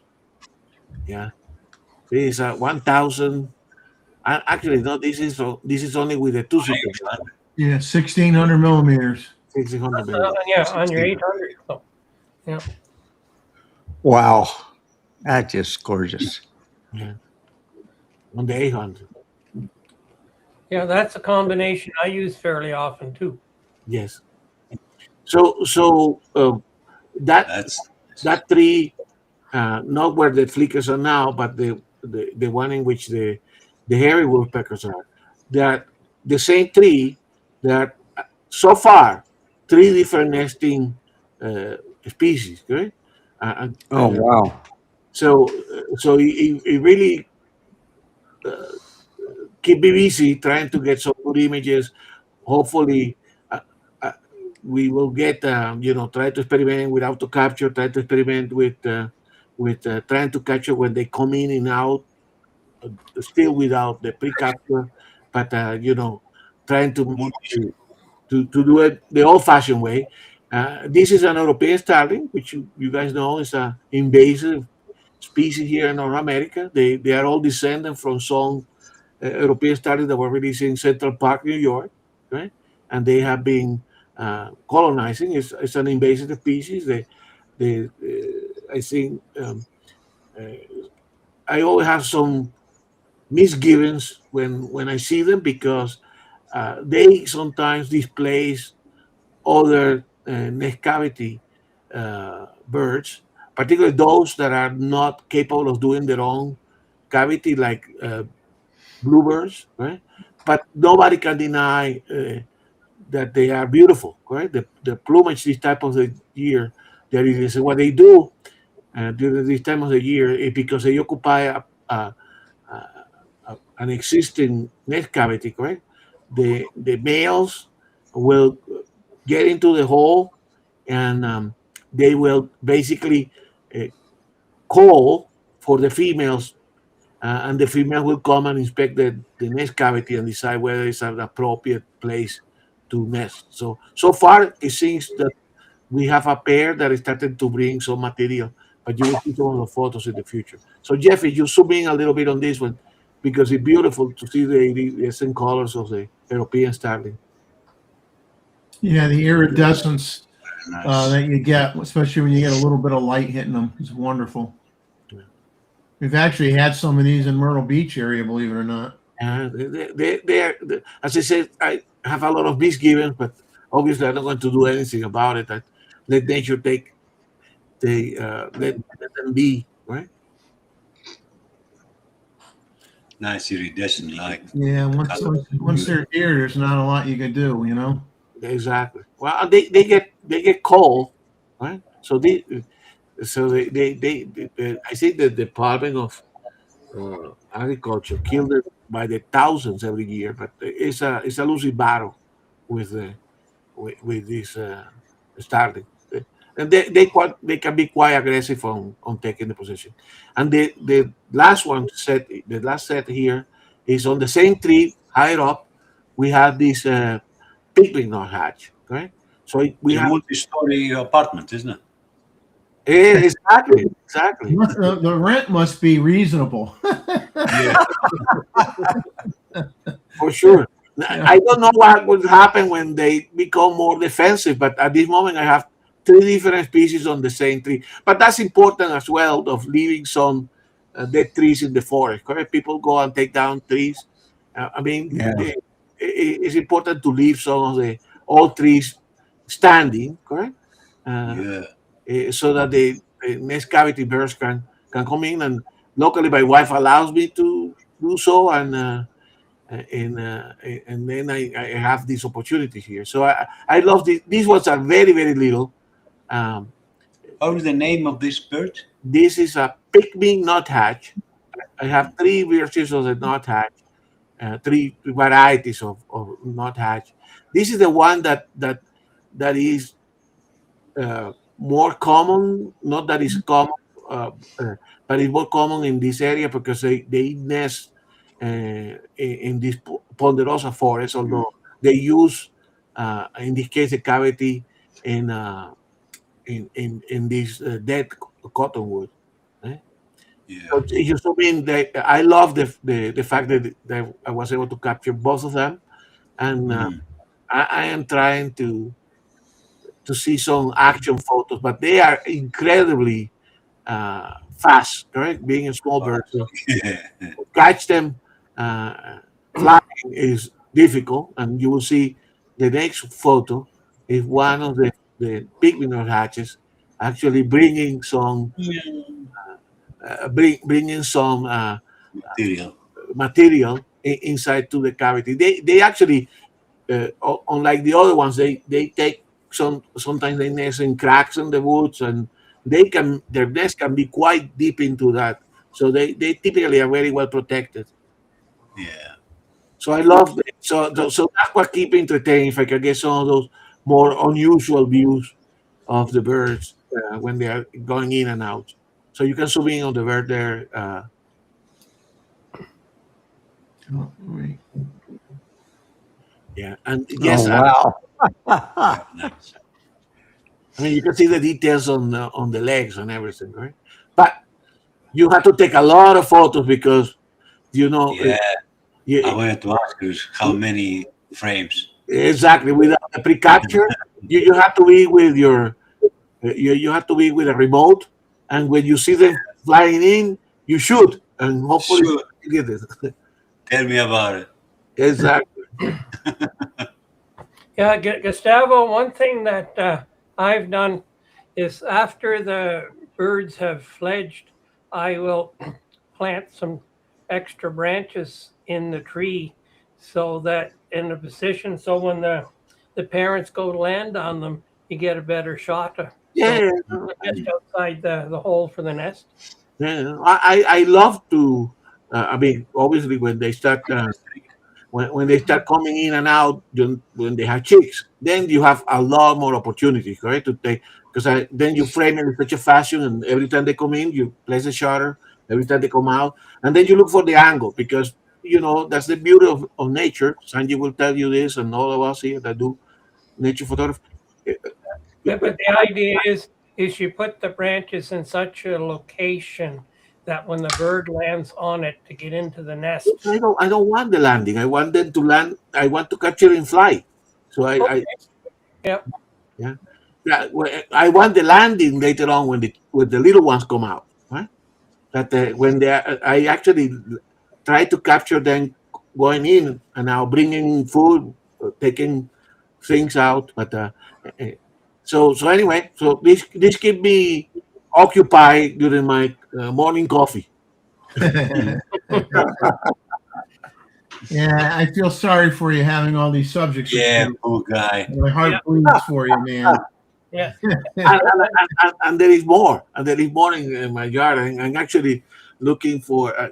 There is a couple of other nests that I'm interested, but hey, Uh, they don't let you in peace, Gustavo. no, no, no, Bloody no, birds. no, no, no. You got your water flowing or anything yet in that little pond you made in your yard? Yes, and believe it or not, this year a pair of mallards show up, and my wife is panicky because she said, "I don't want this mallard to nest," because unlike the ones that we saw of the uh, uh, of, of the wood dog. Mallards are ground nesters, right? And we have a lot of foxes and a lot of raccoons. So my wife said, I hope they don't imprint too much around that little pond because we don't want them to be around but nothing that we can do. Correct? They have to. They will do whatever they want to do. But yes, this year, even dogs have started to visit. Yeah, well, the foxes will fix your problem. It's- Well, but that's what my wife doesn't want, right? She doesn't interfere or anything, but and we love foxes for sure, but we don't want the drama. But she doesn't want. I like the drama sometimes. Yeah. You can't. It'll be like the grocery store. Pick up in aisle 4. Exactly. Pick up in the backyard. Got some dead ducks. Pick up. I think Sanjay made a very good point here. That hunting for the angle is part of the challenge, correct? Yeah. Yeah. So anyway, So, that's what keep me busy, guys. thanks a lot, Gustavo. Yeah, Thank you, sir. Gustavo, We how feel long sorry is for your you, morning Mike. coffee? Sorry. How We feel long is sorry your for morning you. coffee? Exactly. Well, I think it's a 1-gallon jug if he's getting all these shots. Well, that's what I was thinking. So too. Yeah. He's got an IV. He gets his coffee via an IV. He has a backpack with a bladder in it, and he's got an IV hooked up. Hey, and the beauty is that, David, if it's cold, I put the camera outside and I trigger the remote from inside the house. Yeah. Do you have a rain You're cover cheating. on your camera? I do have, but typically, when I like this overcast, or just after the sunrise when there's still the shadow, so there's not too much contrast. Well, It's just that Did you try the auto capture? I do use auto capture a lot, not for this one. The auto capture, we have talked a lot about that. It's a wonderful tool, but it's a finicky tool, correct? Yeah. For whatever reason, David, you have used auto capture, correct? yeah, I use auto capture. The auto capture, I go back and forth. yeah, If it's a place where I have easy access to, it's lots of times I'll do it remote. But on the roof where I got the falcon's nest, I'll use auto capture, and I'll also use a big battery to run my Z9, so that I had it going for 4 hours one day, and I only used 20% of my battery. Yeah. So that's good. yeah. No, auto capture. Actually, sometimes, Gary, I use auto capture if I say, okay, it's time to have breakfast, so I put it auto capture and go have breakfast. But the auto capture is a great tool. Like pre-capture will be a great tool, or it's a great tool for some people, right? Yeah. That is a tool, correct? So sometimes it's not foolproof, right? And the implementation is a little bit tricky. I have it. I use it regularly enough that I can go through all the menus quickly, but it has some quirks that I tell you, the Nikon engineers could do better. Like for instance, what are the settings, correct? And the trick with auto capture, I told David, is to use the simpler mode of auto capture, the better, right? Because don't make too many combinations or conditions. exactly. Pick your poison. Don't pick all the variables, and it just makes it more complicated. And actually, the auto capture with the focus limiting is very good. But just to finish here some of the comments, and if you guys have some questions, Sanjay, if you one day decide to use auto capture, we can talk about it because it's tricky. Because let me give you an example how the software is not implemented by engineers, and we got many engineers here. Correct? It has setting for fast moving or size of the area that you want to do the detection of the capture in the motion portion, correct? And instead of putting, for instance, if you want size, correct? Instead of putting big and small, they give you an 1 and 5. So you have to figure out what 1 means and what 5 means, right? And that's a typical engineering software. Yeah. It's not made with a great user interface. Okay, They forget to ask the photographer. exactly. So you have to figure out what the hell is one versus, and that's for all the different combination of things that you can do. Is in a number system instead of something that is more logical. Okay? Anyway, No, yeah, Gustavo, I think it's worse than that. They didn't use an engineer; they used a programmer, and the programmers have a tendency to program what's easy and what's hard. Oh, we'll do that next week. exactly. Probably true. Probably true. Probably Yeah, true. well, and like that guy down south says, "Oh, we'll get to it in 2 weeks' time." exactly. Exactly. So anyway, you see, and I love to capture the texture on the tree. Correct. I mean, for me, having the background far enough that is blurred, but having texture on the add to the image. Anyway, I don't want to compliment my own photos, but that's what I'm trying to do good for you. Well, Robert Very nice. has a comment here saying to put pictures of birds and animals next to each number. Exactly. If you read the instructions many times, like Jeff would, and you read every word, because it's something that's I think Richie had something to do with the wording, because he uses you and you've got to read between the lines, because they give you an idea of from 1 to 5 what it will do, because they have pictures and then manuals. Yeah. And they have a separate manual just for auto capture, and it is very complicated, and it's and I still read the manual even though I've been using it for a while, Yeah. because I still have problems. And it can make you make it too sensitive. Then when you go back to your camera, you have 1,000 photos of nothing. So, and the last thing I will mention on this, it's like I mean, let's say beautiful, great tools, but you need to learn how to use them, and they are not infallible. Okay? These guys, All the tools need mastering, right? exactly. This one, Terry. I mean, I showed you some of the flickers, correct, or the woodpeckers. The auto capture, okay, will detect those birds easily, but these Yeah. little gray bird on a gray bark, man, they can do whatever, and the capture doesn't know. so, so it must work in some sort of contrast mode to detect the motion, because it doesn't detect certain birds and it detects others. So anyway, Yeah. that's it. Oh, Okay, our next images we got a image from Mr. John Ishii, who sent it in, and we got an image from our friend Jim, real Nikon lover, that I pulled out of my email to share with everybody. And then after that, we've got a series of images that Terry sent in, so Terry could talk about those images. So let's jump to the image from Mr. Ishii. And this was, he emailed me. He says this was at a Fujifilm event in a studio where they had this thing all set up, older style refrigerator, very Uh, kitchen nice. set up. This And duality. yeah, he took this with the GFX RF 100, medium format camera.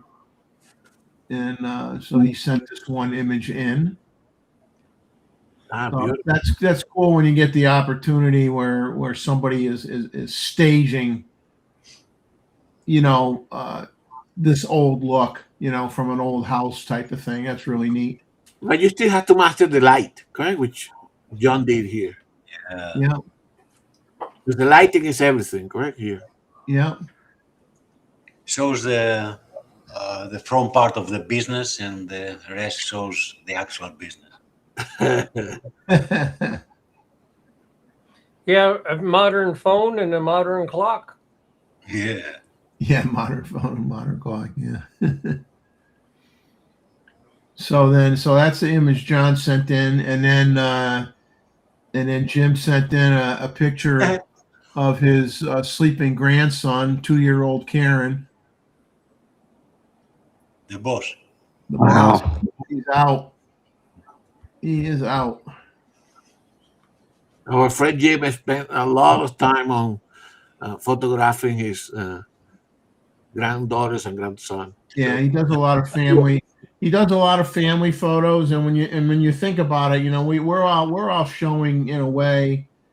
Many of the images that we show, we're in a very small percentage of what people buy cameras for. I mean, I still think that the majority of people buy cameras for general use. Like family photos, vacation photos, graduations, birthdays, that kind of stuff, just like it was in the, when I was a kid. But I mean, I think that's still the majority of how people use cameras. And that's, versus like when you get into more specialized stuff, like whether it be, professionally, if you decide to be a wedding photographer or portrait photographer, okay, that's a specialty where you choose to focus on wildlife or landscape photography, what have you. But I still think, and I think it speaks. I think there's a lot of truth in what I'm saying, because look at all the people that are just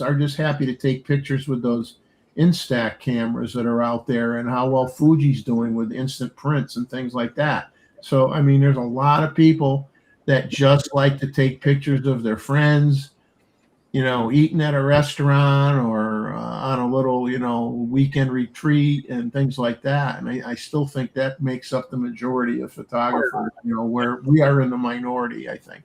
And it's not that Jim doesn't do that other type of photography. He's a wonderful photographer on his own right. But you Right. can see, as a grandpa, he had to do this too. Yeah. And Yeah. those are the photos that ultimately matter. Okay? Yeah. So now we're going to jump to the images that Terry sent me, and we'll let him talk about them. Oh, Well, I sent these photographs as it is from the first day, and as you can understand, I have so many photographs, and I didn't know what to do to send one collection of different ones or different aspects of the same species, because I have so many, and I have a problem at the moment until I clean it up and then start working with them. Don't laugh at me, all right? You're going to have so many, and you're going to have a Have hard a little bit time. pity for your friend. Little bit pity for your friend. Where you're going to have a hard time, Terry, is hitting that delete key, Yeah, well, because you're going to have too many great shots, and you're going to want to keep them all. yeah. I hope so. At the moment, I see only the numbers, man. Anyway, well, I thought, okay, I'll send a couple of photographs for the first time, because I just, as I said, I just started, and I didn't have much to choose from. I chose to send these two different species, starting with this small, called Cape Wagtail. It is actually, we saw them on, as you can understand, on the banks, on the edge of between water and land. Were very nice, small, not so fast. I was surprised they weren't so fast, or at least at the moment they didn't fly fast. But I catch this one with trying to eat there something. I think they catch some small worm or something. Mhm.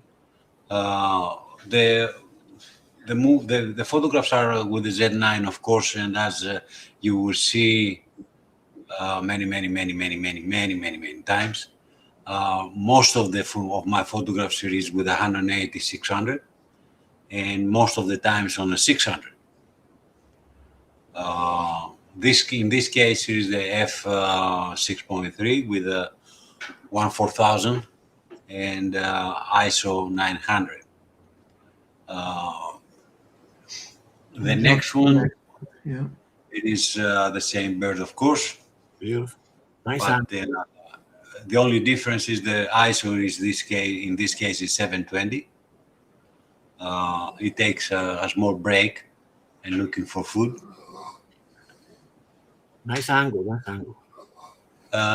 This is very low, as you can see. Many of my photographs are eventually have a better angle. Not in this case, but in other cases, I'll show you the use of my contraption Exactly. for the low, which actually work very well. Another time. Now the next three photographs is from what you call Darte and Hinga. We call it cormorants. And if somebody have told me I'll go to Botswana to make photographs of ibis and cormorants, I would have laughed at him. But actually, it's exactly what happened. In this case, it is at 600 with a 6.3 in 2000 and ISO 280. Yeah. It just cuts it on the fly, and the big difference between this cormorant and ours, the Australian one, is if you zoom in, you will see the red eye, when ours is blue eye.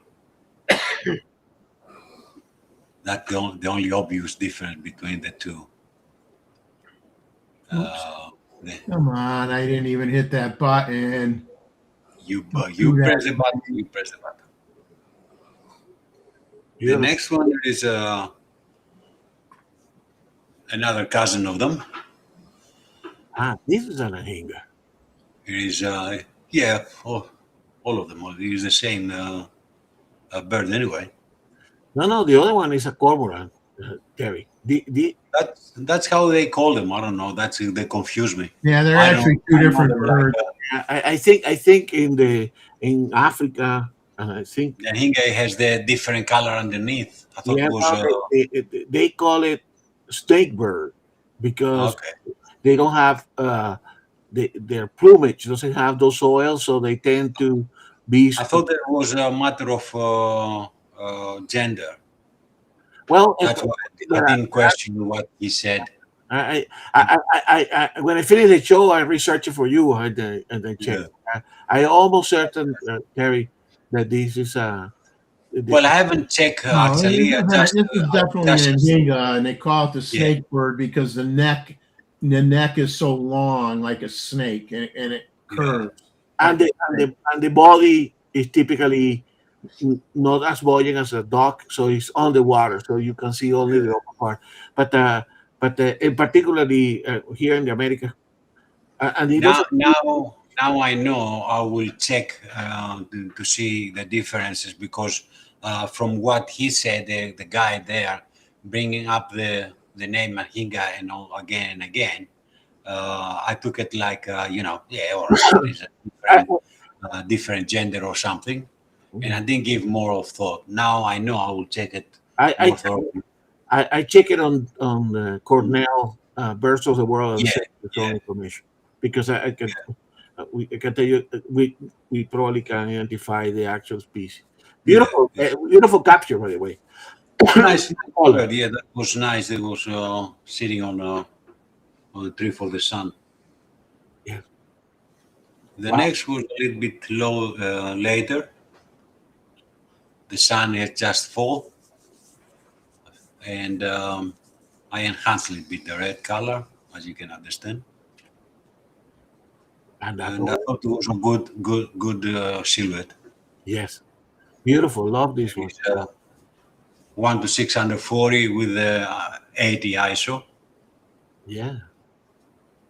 I didn't need much because she was really it wasn't moving.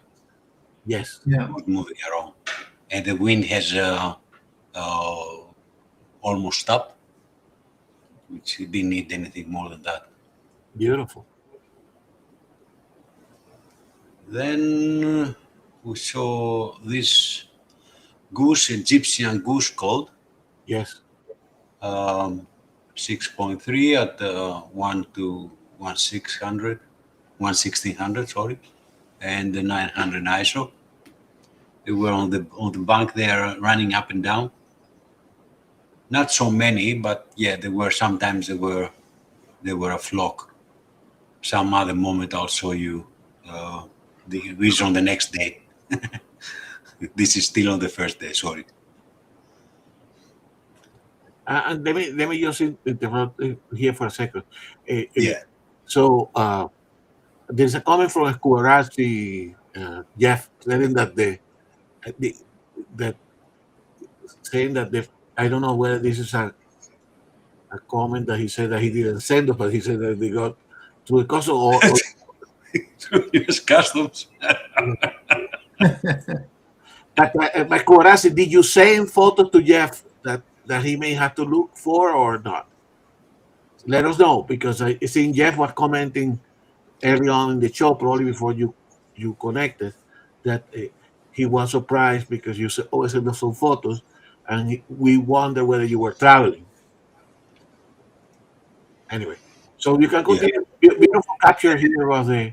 And I finished send the images with this, with something different. Yes. And that was the freshwater tiger crab, they call it.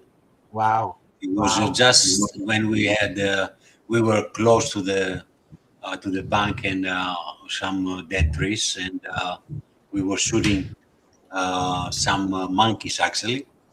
All right. And suddenly I saw just almost maybe a meter and a half from me this crab, and I thought, all right, I'll grab it. Exactly. I thought it was something different from the birds. If he's there, get him. Yeah, exactly. Yeah. Well, you're whetting our appetite here, Terry, with all your Africa images, for sure. Thank you. I'll try something better the next time. No. He's gonna have No, it's excellent. sleepless night. Yeah. Many a sleepless night working on all those images. Tell me about it. Thanks so much, sir. Appreciate it. Thank you for having me. Great images. Wonderful. The last set of images are from myself or from me, and then Who are you? Yeah, from me. So you get to suffer, and then we'll go through all of them like we do for people that may have come in late, and we'll go through all the images from beginning to end, and then we will catch our breath for a minute before we move on to other things. So the first image I got here is a cedar waxwing. And what I liked about this image was it was not in a tree. It was on some tall, brush, bush, a much lower plant, let's put it that way. And I was able to get it at eye level instead of, typically you're always shooting up at them. And it's also difficult to isolate them because they feed. In this case, they weren't feeding; they were just sitting in some bushes and in some cases in some trees. But usually they're all in groups, and it's hard to isolate one in a photo. So I always, when I saw this, I says, "Oh, I'm getting that sucker. He's by himself." I mean, I don't get them by themselves too often. So. And I like the fact that I did not have to have a bad angle shooting at it. And these are every image here is with the Z9 with the 800 PF, just so you know. And then this next image is my version of the pied-billed grebe with an eel. And here you could see all the swampy muck hanging down from the neck.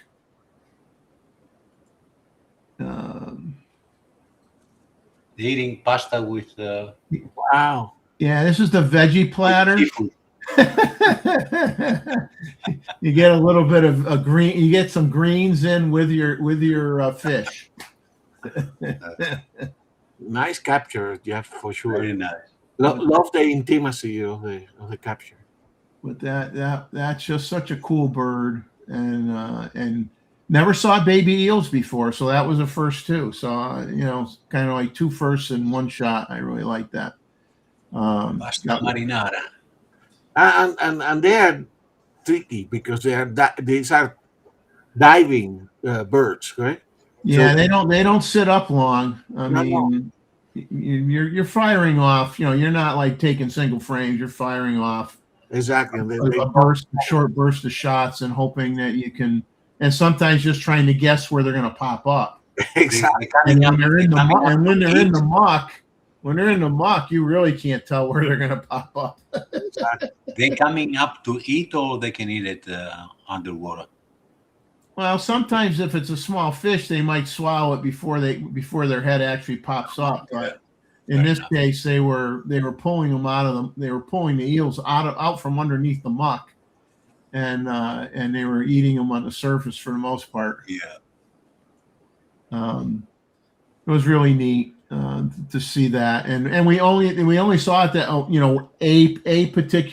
one particular day where they were in this one corner of the pond where the muck was, and then we would go there multiple times during the week, and they weren't around anymore. So They were on a different restaurant. yeah, it's just a story where we always laugh how we meet friends or people that we know, fellow photographers, and they'll say, "Oh, gee, you should have been here yesterday. This happened, that happened." It's like you feel like we're always missing something. Like you got to go every single day. And it's like, well, I can't go every single day. I can't do it. I don't want to be editing 10,000 pictures a week or looking at 10,000 Really? pictures a week. It's nothing. 10,000 is all right. But Jeff, at least the muck was nice and green, right? It's not brown and ugly. Yeah, this is fresh muck. Give it about 2 or 3 weeks. It'll start looking worse. Exactly. Then I got this brown thrasher at ground level, and there's a handful of these that hang around, but I think I may be wrong, but I think that's the only thrasher that we have down here where I live. Oh. Is this particular one.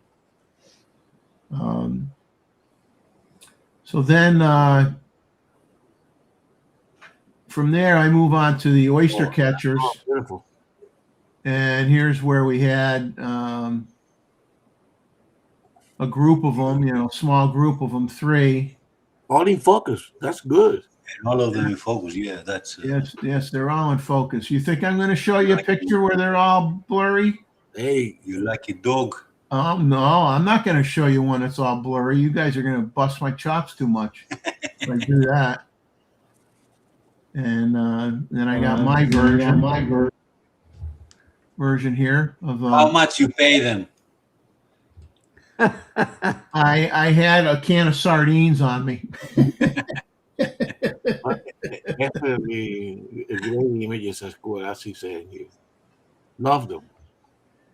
But they're wonderful birds, and what's funny is when they're before they have the nest, they'll how do I want to explain this? You have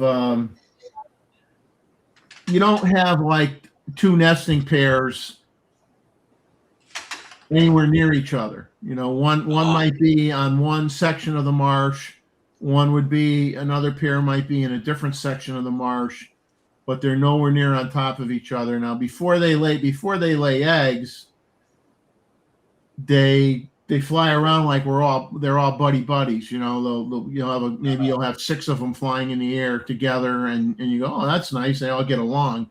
Well, they don't get along once one of them has laid some eggs. Once one of them has laid eggs, then they get very aggressive. Protect the babies, man. Yeah, if their neighbors hit a certain line, across that line in the sky or whatever, then the other ones fly and intercept them and chase them off. They get very protective once they have eggs. But prior to that, they're all like best buds. But kind of interesting. Then we got brown pelican. We'll get these fellas on the pylons.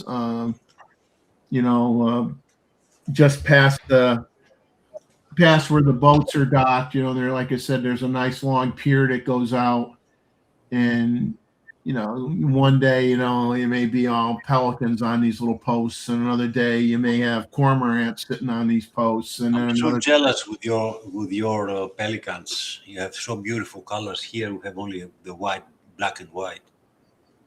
Yeah, they're nice when they have the yellow in the top of the head, the yellow and the white together.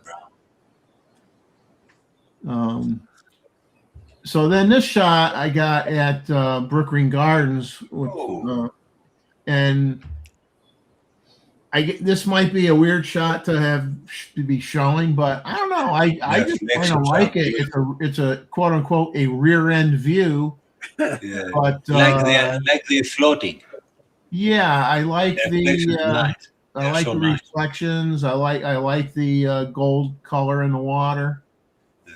I don't know. I just, it's something about this image just said I'm going to share this one, and I'll let you guys beat me up on it. No, no, no. They it's feel like gorgeous. it's floating. There's a really nice picture. Man. Because They're on the a branch, reflection right? is not exactly absolutely the same top and bottom because of the angle. That shows like it is individual, a whole thing is not just the reflection. That's add to the feeling. Yeah. That's what I thought. Oh yeah, that looks like it is a floating aliens or something. Now the next shot is of a bird I've never seen before. So it's the first time that I've ever seen this.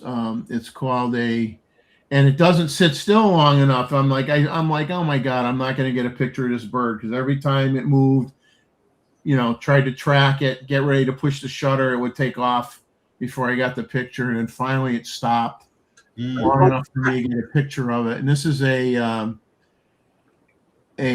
great crested flycatcher. All right. Oh, wow.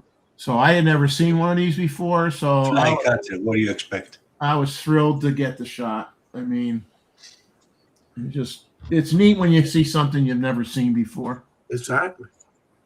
The good thing, Jeff, is that these come because they perch hunting for insects. They sometimes come back to the same place after they fly. Yeah. Yeah. Like the They kingfisher. move quick, and they just go from, you know, dead tree to a bush to behind some stuff, and then they go deeper in the woods and you can't see them, and they're just flying. You see them just flying back and forth, back and forth, back and forth, and you're like, you ever gonna stop for like, just give me 2 seconds, please? Give me 2 seconds, you know. Nope. This next one is just a female cardinal. Nice. And I just like the pose. I mean, it's kind of a butt shot, but you know, when they turn their head like that, I don't mind it. Yes. I don't mind it. And, That's the and good part. I like how the tree, I like how the other tree behind it has that separation. It's blurry. You got the one in the foreground's sharp. The one that's really not too far behind, it's blurry. And this is was that f7.1 with the 800 PF.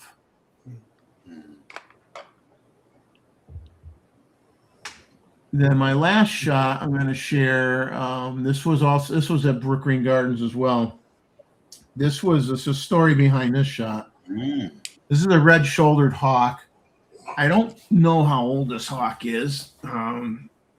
There are some young ones. Have not found a nest yet, but there is a nest. But at this point in time, I think they've already left the nest. They're kind of probably flying between trees. But the thing with this image is, like, the first shots I got is I should have showed you the shot that I didn't like. And lots of times I see a bird like this, and this bird was very, very high up on the top of a dead tree. So when I first approached it, I was to the left-hand side, far left-hand side. And from that angle, there was nothing in the image other than the dead tree and sky. And the angle was very steep. It was like shooting like almost like straight up at the bird.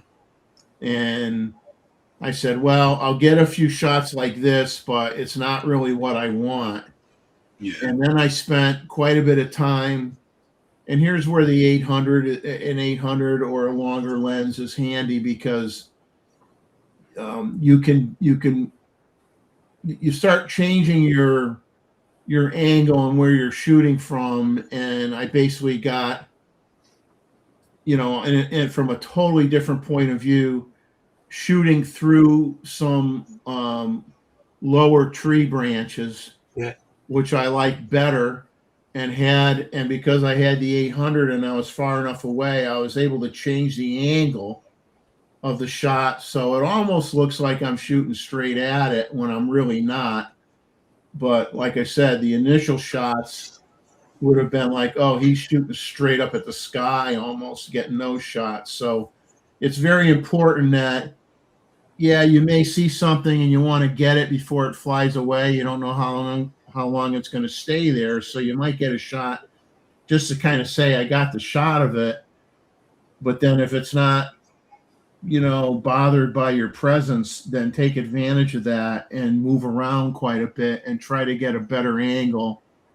And I like this shot 100 times more than the other shots that I took. So those all got thrown away. Really and, nice. And shots Green like arrow. I kept.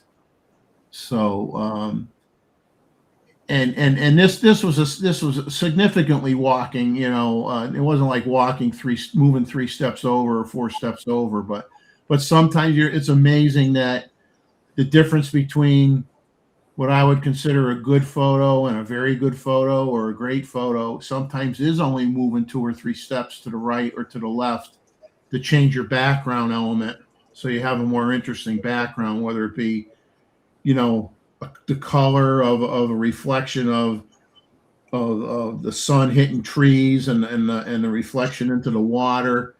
And and sometimes it is just a matter of moving 2 or 3 steps to the right or 2 or 3 steps to the left. So I mean, that's a very important part of bird photography is your angle and your background. And I did not want a lot of sky, and this really isn't cropped a lot. This was probably cropped to what would be a 16 by 24 print. Yeah, it's a matter of securing your photos. You take the first one with the angle that you're given, and then you try to position yourself, because these guys doesn't like you moving around too much, correct? Yeah. Yeah, they tend to. One is documentary, the other one is art. Exactly. Yeah, and the thing is, even when you Bob and I will talk, and we'll see something we really like, but we know it's skittish, and it's like, okay, we'll take it from a very far distance, which would be a big crop, and then maybe we walk 10 feet closer. Try to Take another picture. Walk 10 feet closer again. Take another picture, and do it that way, and then you see other people that they see something and they literally run at it to take the picture, and then of course it flies off and they scare it because they're being very aggressive in how they approach the bird. I mean, you just get your shot to say you got a shot of it, even if you got to crop it heavily, and then just say, okay, now that I got a shot, now I'm going to try to be get a much better shot. Walk closer, then take a shot. Walk a little closer again, take another shot. I mean, you got to be patient. You got to take the time to do all this stuff. But that's it for all the images. So that's it for me. So we will.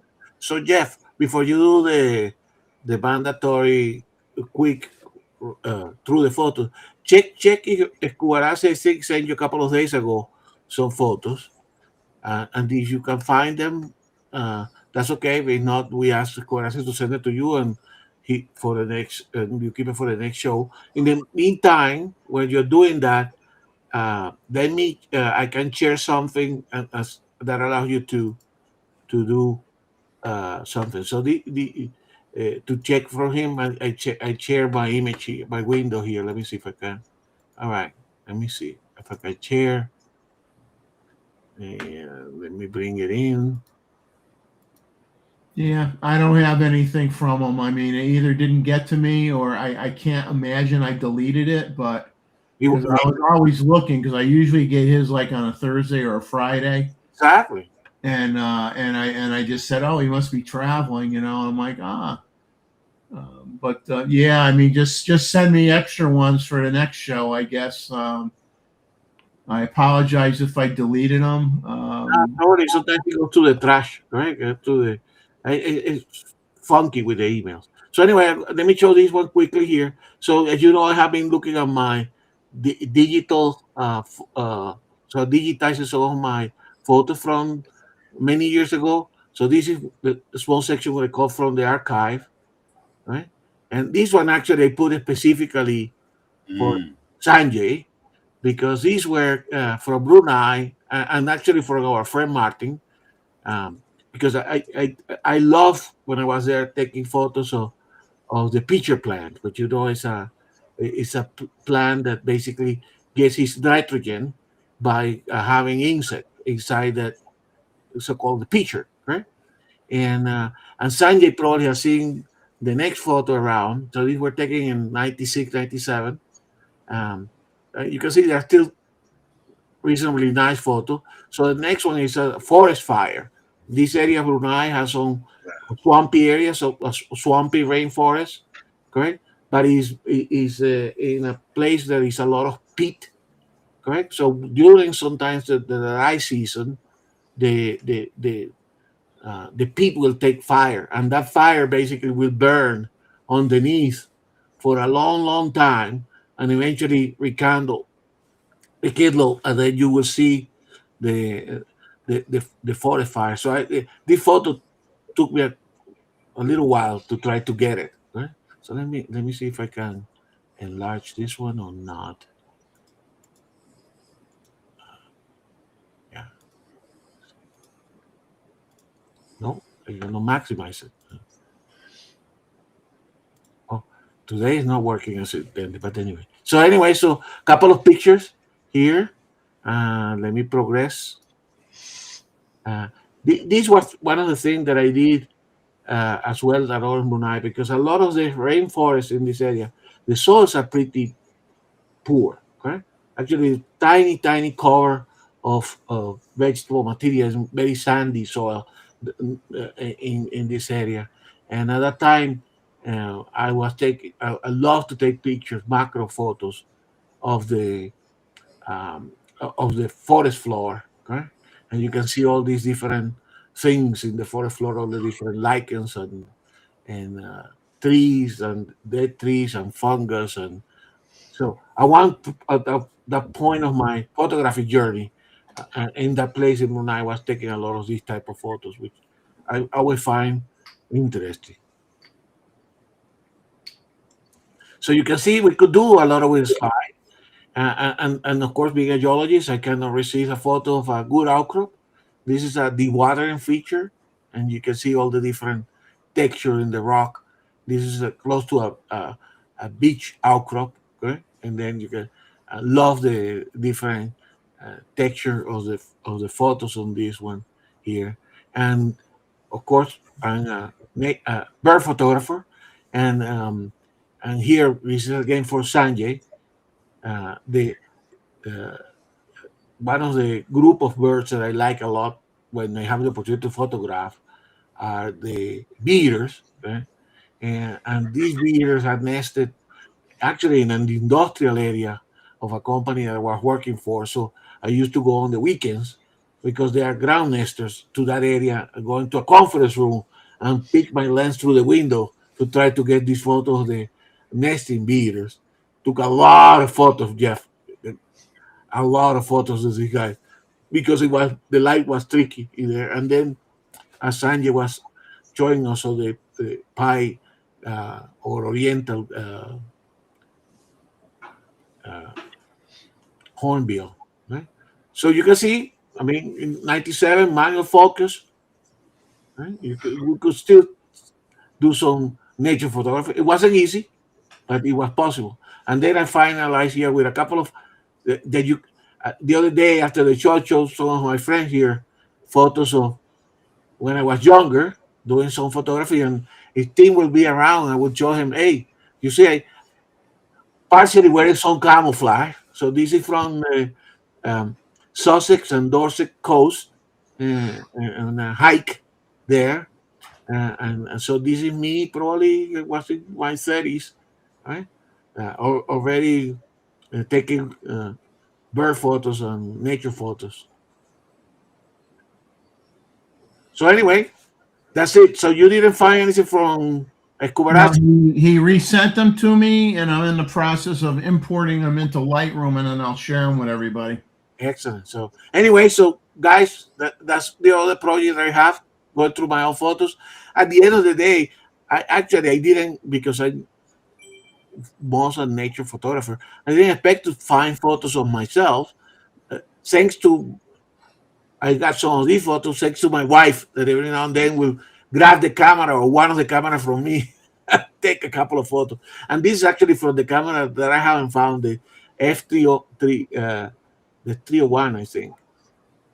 So anyway, so you can see a younger version of myself doing what we love here, taking pictures. So give me a second here, and I will Any questions, guy? share Scubarazzi's images here. We had a plenty of bee eater there.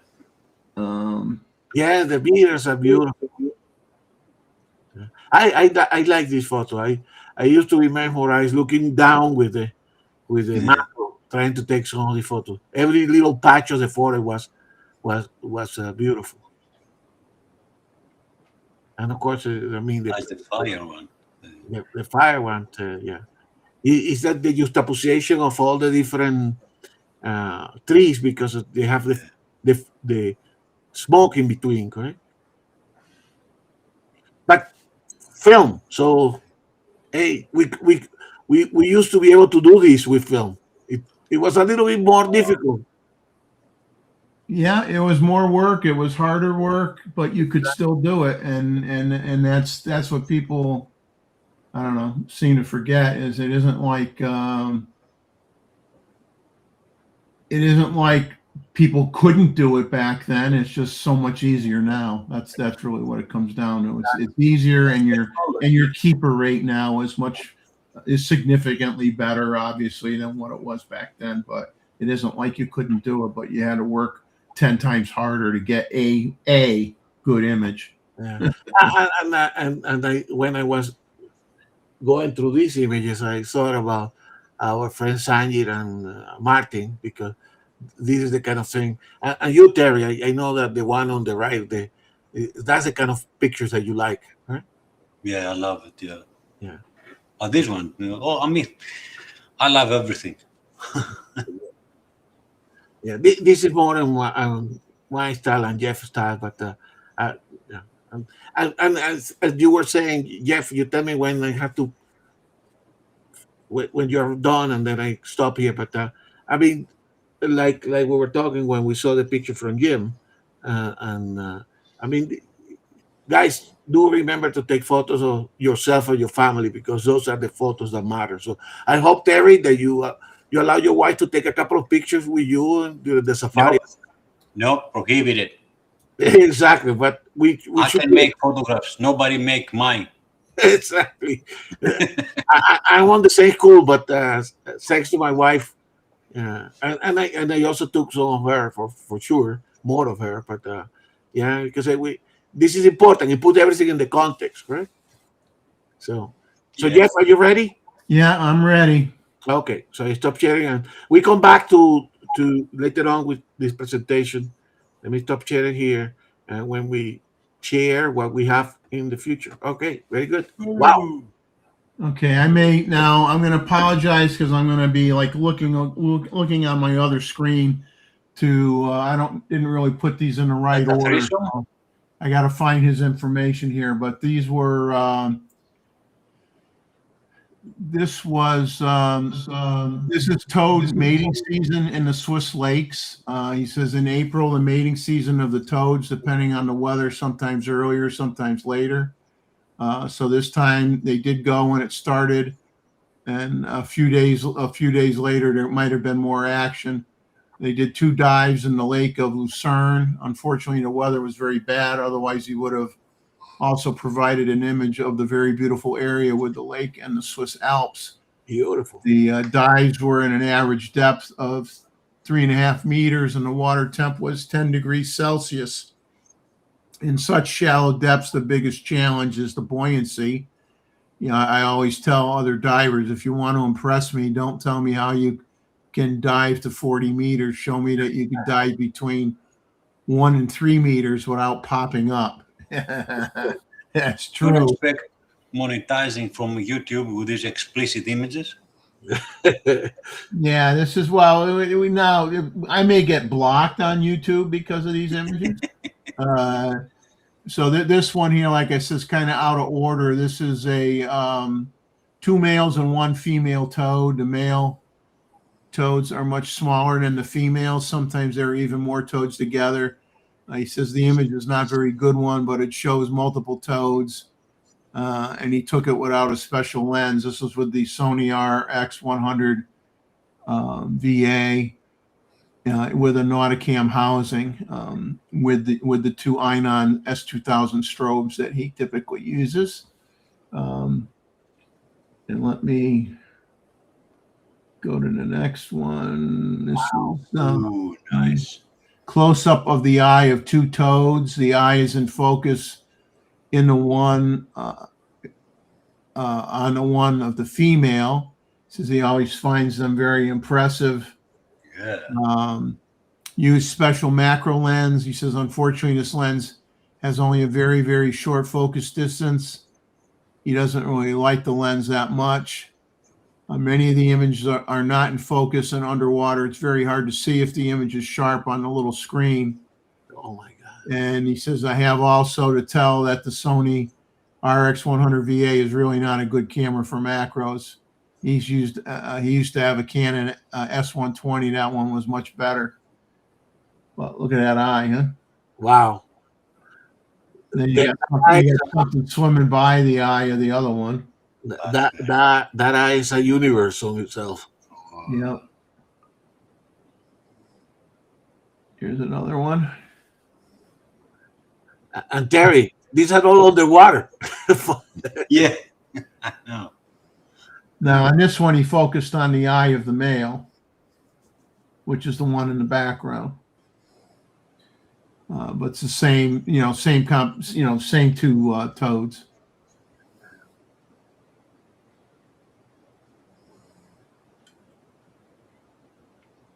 And like I said, these are kind of.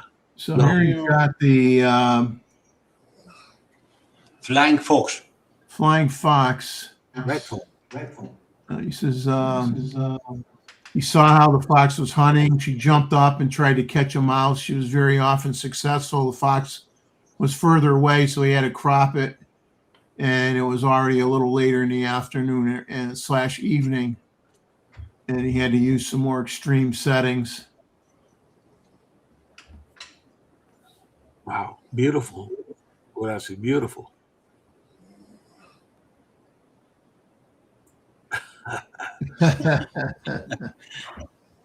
Is that what they call spring grass? Is that why Yeah. it goes up in the air? It's like spring grass.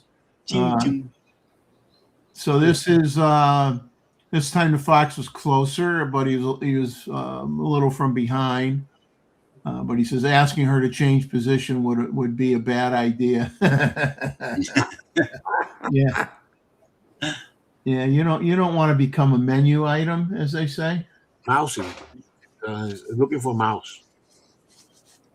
Nice. Okay. Nice.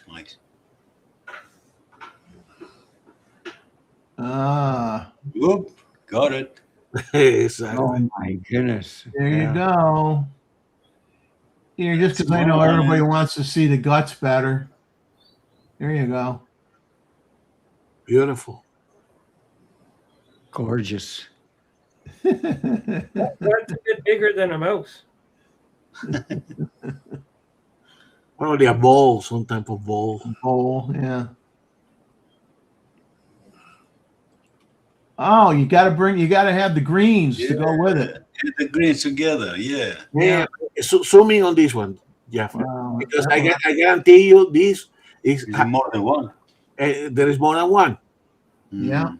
So, which for me, this is incredible that the foxes do that, correct? So this fox has a den nearby, right? Yeah. He's taking those to the den, but they are able to catch, and while they're keeping others, and then they go and they have four. I mean, there is I don't know how many, Look but like one here, one Yeah. up here, one there, at least 3, maybe 4. maybe 4, Yeah. and some veggies. Plus some veggies. There you go. Yeah, go proper one. Balanced diet. Well, For the definitely, diet, yeah. Balanced diet. definitely, Paul, it was worthwhile looking for your photo because these photos made my day as well. Many of the photos today. I tell you guys, I tell you guys, that there are many channels. There are many channels, but there is no like ours. Oh yeah. Look at that. Oh, Like I said, I didn't have these in order. I just kind of just sucked them in quick. That's all right.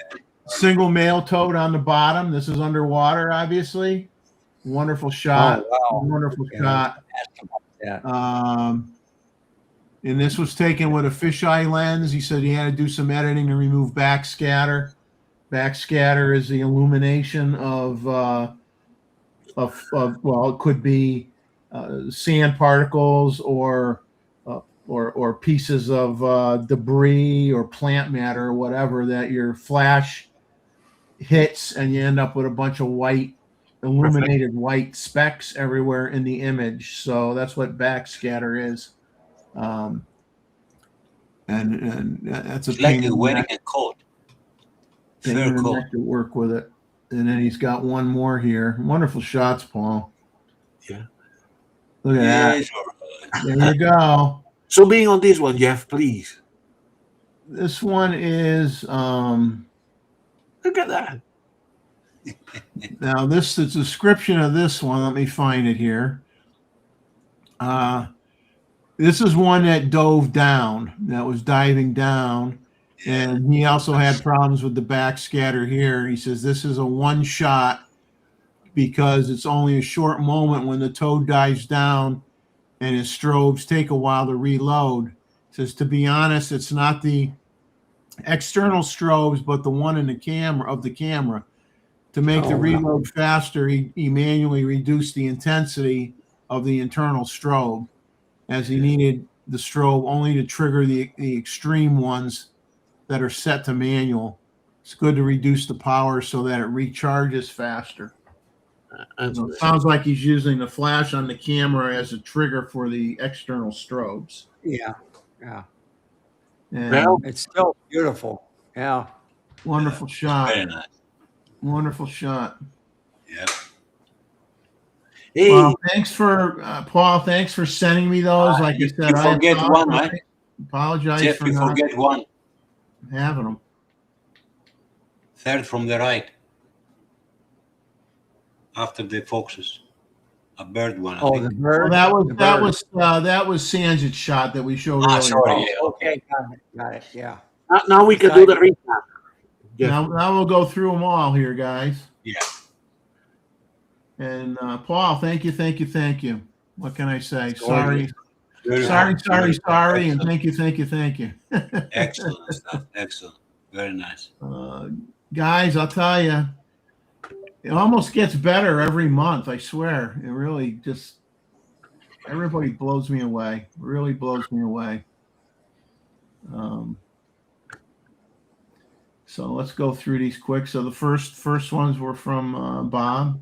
Our secret channel, Jeff, that nobody watches, is it awesome. We got a lot of enjoyment.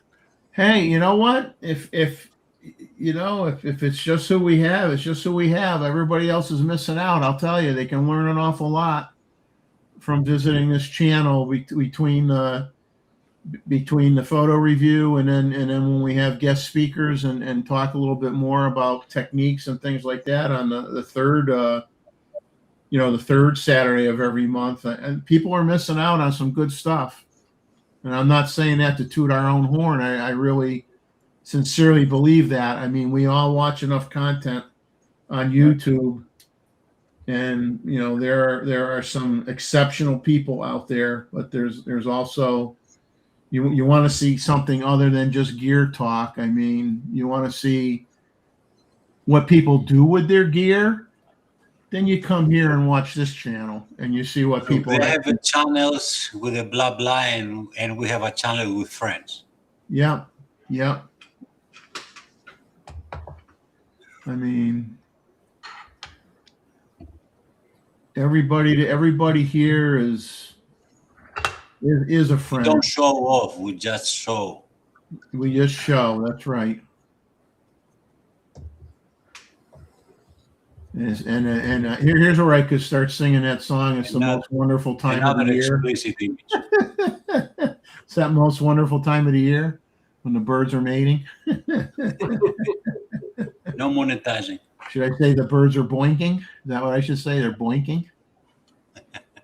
But yeah, there's a lot of boinking going on, and Yeah. and they gotta boink a lot. I'll tell you, they don't boink very long.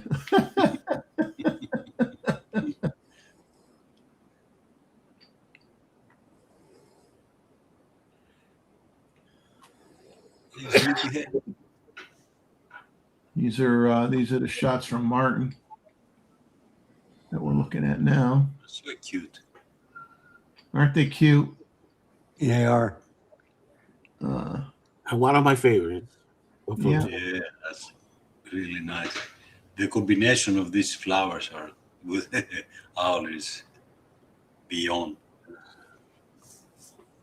And the colors almost match. Hello. Yeah. Yeah. Feed me, mommy, feed me. Hello. Then we got Randall out in the wilderness And the shooting toy. jeeps. Toy car. The Toy book. jeeps. Jeep. Oh dear me. Yeah. Oh, There you go. Fun. Oh dear, them. Or dear them, yeah. Chow time.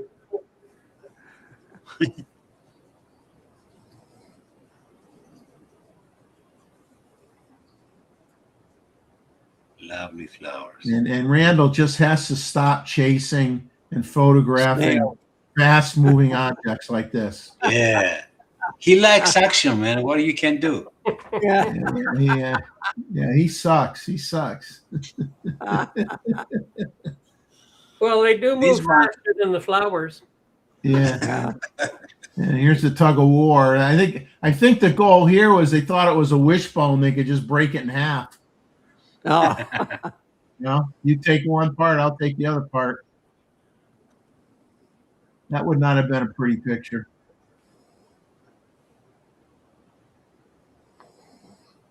And then we got Jeff Sluter sent in these. Beautiful. Like I said, this is worth I seeing. think it's fantastic.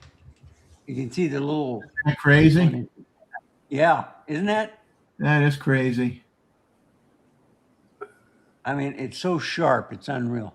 And there's the man himself with his grandson. With another moth. I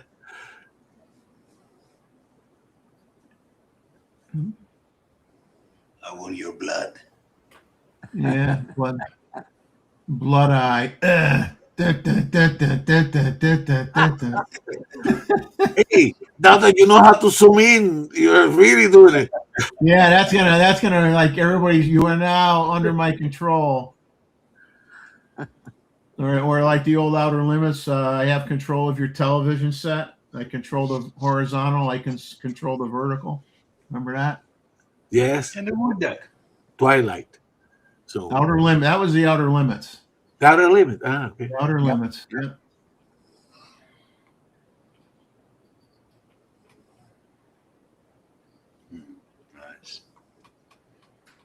Then we had a couple Yeah. shots from Arthur. We had the juvenile eagle, and then we had the osprey saying, "You looking at me?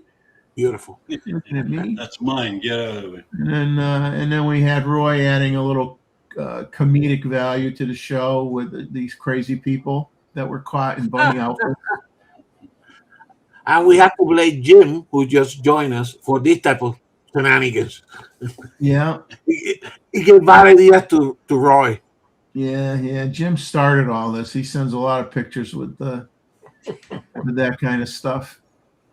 And then these are a continuation of Roy's images, Kookaburra, and That's still a great shot right there with the clouds and background of the trees on the balcony. You can even see the bird poop in the corner. yeah. You see that as a great wildlife photographer always said in a couple of presentations, bird poop you edit out, blood you Yeah. keep in. Yeah.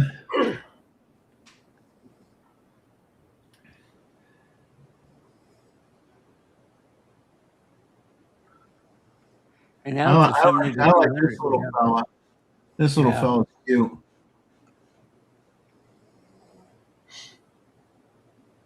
They curl up and roll down the street. Yeah. Like a bull.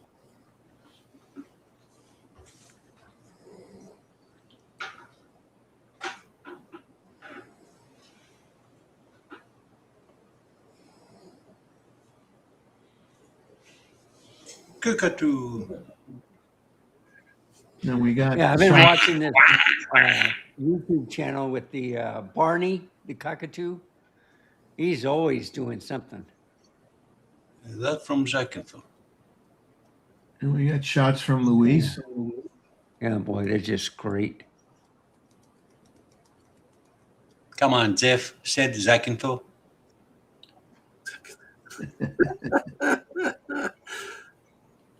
Well, here we go with the caterpillar one. We all The eyes. the eyes. Like cartoon, isn't it? No. Lost control of my mouse again. Horizontals or the vertical? And we got You get a cat, Jeff. David's images here. These are all shot in Vancouver. And look at that. It's like You cannot eat that. you cannot eat that. It ain't gonna happen. I want it.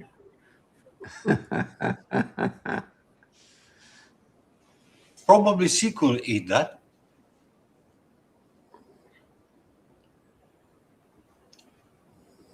That's the biggest camera you're ever going to see. You can get inside to do the focus. Yeah. Was that a Canon? I don't know what it was, but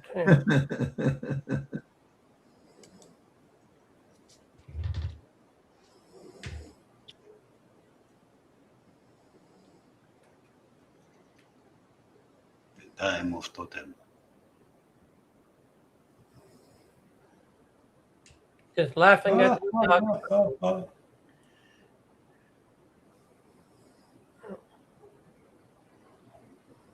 Yeah, when the statues are laughing at you when you're taking their picture, that's not a good sign. Yeah. And he just started carving this paddle. You can see what the work that he's done between his hands there. I need a And strong then when hand. you got to get out of Canada quick, you call one of these guys. Yeah. I'll meet you by the lake. Pick me up. They're good for rescue. Yeah. And then we had Michael Drees's images. Nice. That's very nice. Nice. That's photography. That's a war photography.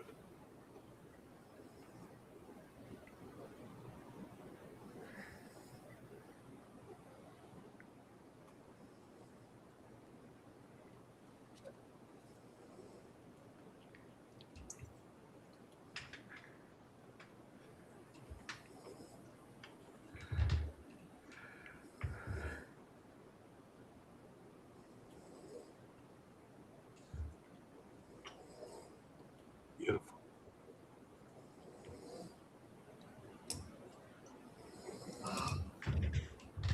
We had pictures from Hartford, Connecticut, capital of Connecticut, the old State House. Robros. The Gold Building.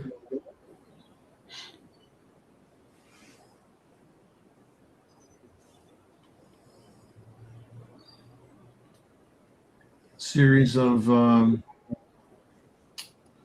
merry-go-round images. Very evocative.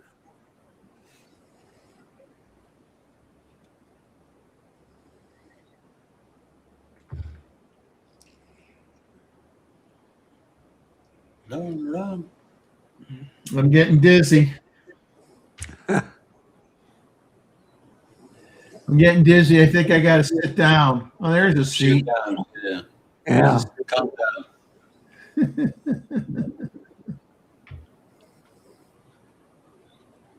I wonder how high actually is. How big it is. Yeah, I don't know. Like a normal chair, or Oh, feel no, like a double. that's Is Robert still on the chat? Probably. no, I can't see the chat from what I'm doing. Maybe you guys can. But Yeah, I'm looking at it. I haven't seen him for a while. Yeah, so Jim just came in at 11:18. He says, better late than ever.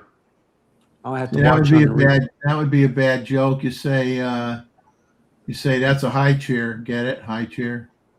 Oh, yeah. Put your kid in that for dinner. And these are Anita's images.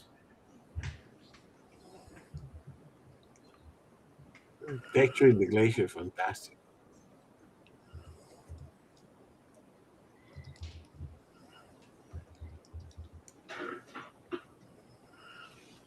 The low resolution of YouTube really didn't make a favor to Robert's multiple exposure photograph. No. He showed us this photograph from a normal and it was really, really nice. This here didn't come up.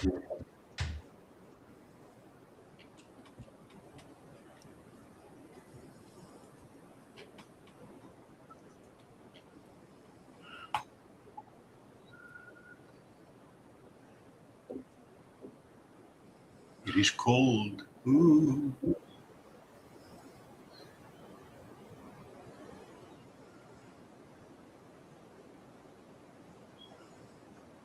I really wonder if they have a special name for this.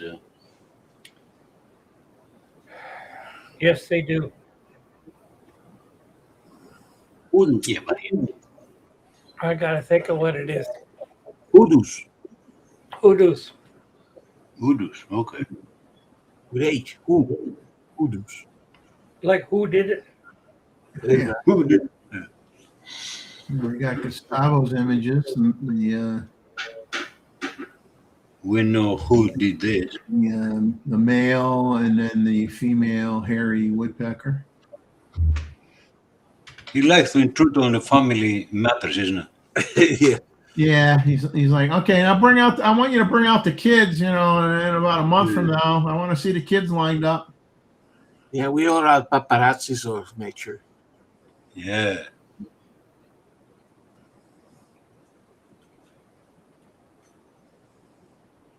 Now, did you end up like having to brighten the inside of that circle where the bird is a little, Gustavo, or was it like this without you having to do anything? No, open source the low light, but because the light was so even, it was easy. I could make it even more, but I didn't want to. Yeah. Feel like they have really make big the whole You thing, see, right? the good thing is that because I'm almost a little bit eye level with the desk, I can see quite Mm. what I get inside.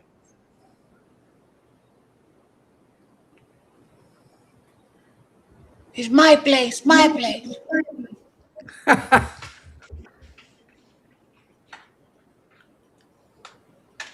Yeah, get out of my hole. This is my hole. No, it's my hole. Yeah, the rent must be pretty cheap in that tree, though. Everybody's there. That's true. You know, you got a good Where's deal. the doorman? Where's the doorman? Put some order there. It's like, bring your friends. We'll give you a discount rate for the month.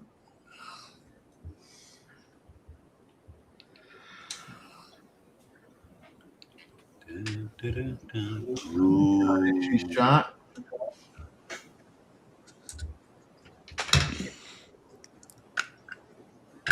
Jim, if you're here, you know who this is, Jim. You know who this is.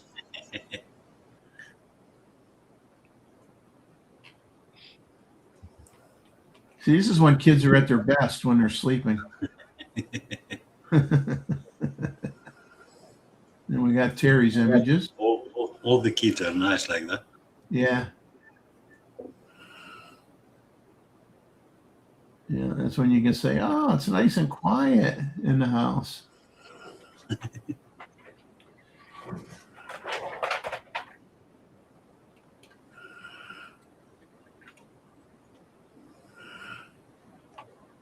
Great cormorant, that's the name. Great cormorant, yeah. That's still a great shot. And I'll tell you, if you haven't had experience with groups of them, they can wipe out all the fish in a pond in the blink of an eye. They eat like Yeah. pigs. They eat like pigs. I got videos and stills of one that was just like in a, the tide was going out, and there was I'm trying to think now. Oh, oyster beds, and so there was like a narrow path, especially when the tide was going out. Everything had to flow between this grouping of oyster beds, and cormorant just sat there, and the fish were being pulled, out to the ocean again, or they were going back into the ocean because there was going to be no water where they were, in a short period of time. And that cormorant just sat there and ate at least 12 fish that I can remember counting. 12 It good is in sized Japan, fish. isn't it? They using the cormorants for fishing. Yes. Yeah, I mean they are just like, they are pigs, man. I never saw. Like I says, you wonder sometimes how these birds can eat the fish the size they do, but when you can eat a dozen fish, one right after another, I mean, I don't know how you do that. Yeah, in Asia, they do that in China. But they China. Put a rope around their neck so they can't swallow Yeah, it. they can't swallow, yeah. Yeah.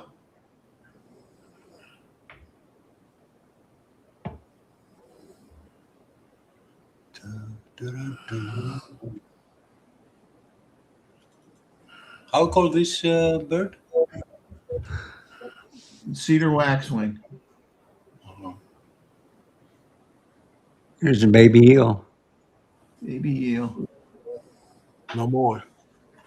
No more. You'll be gone. Was. Yeah. There was.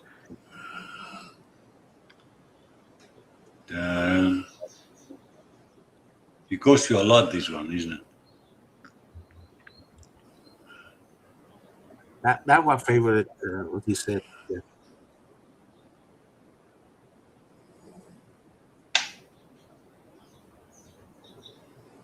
Some great shots.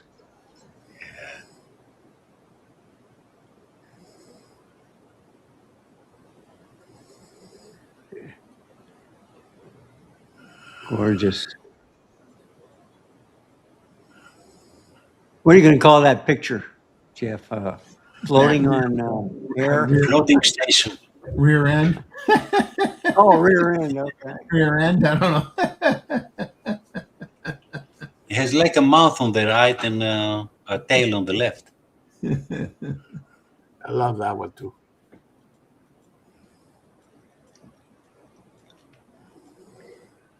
A nice bum shot.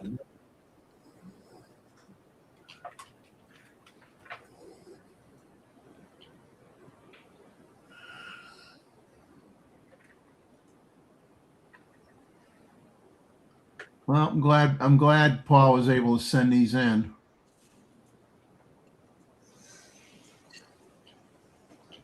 Unreal.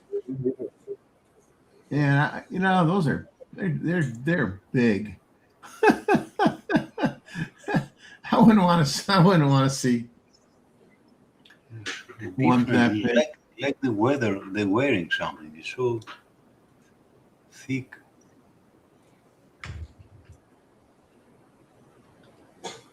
Like dinosaurs.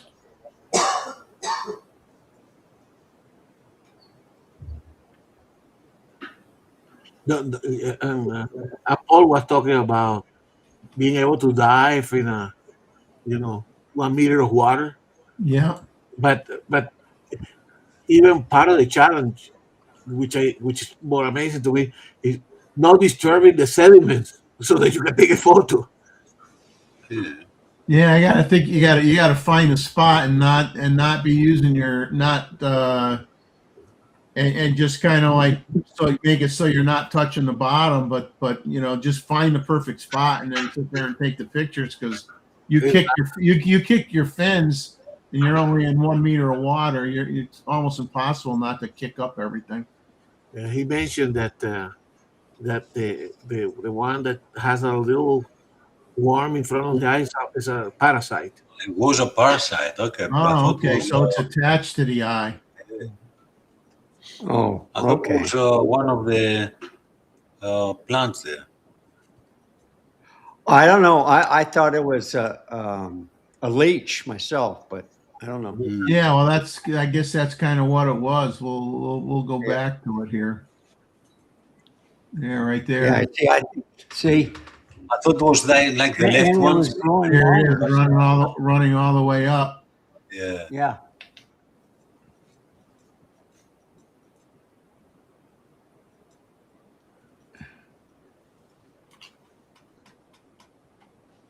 Well, that fox looks like it needed to have that many. It was a little kind of on the skinny side, huh?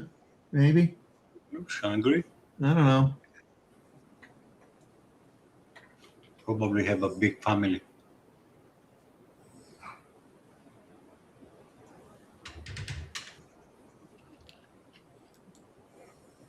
That what remind me something like I don't know. And this is fantastic. Flying. Underwater.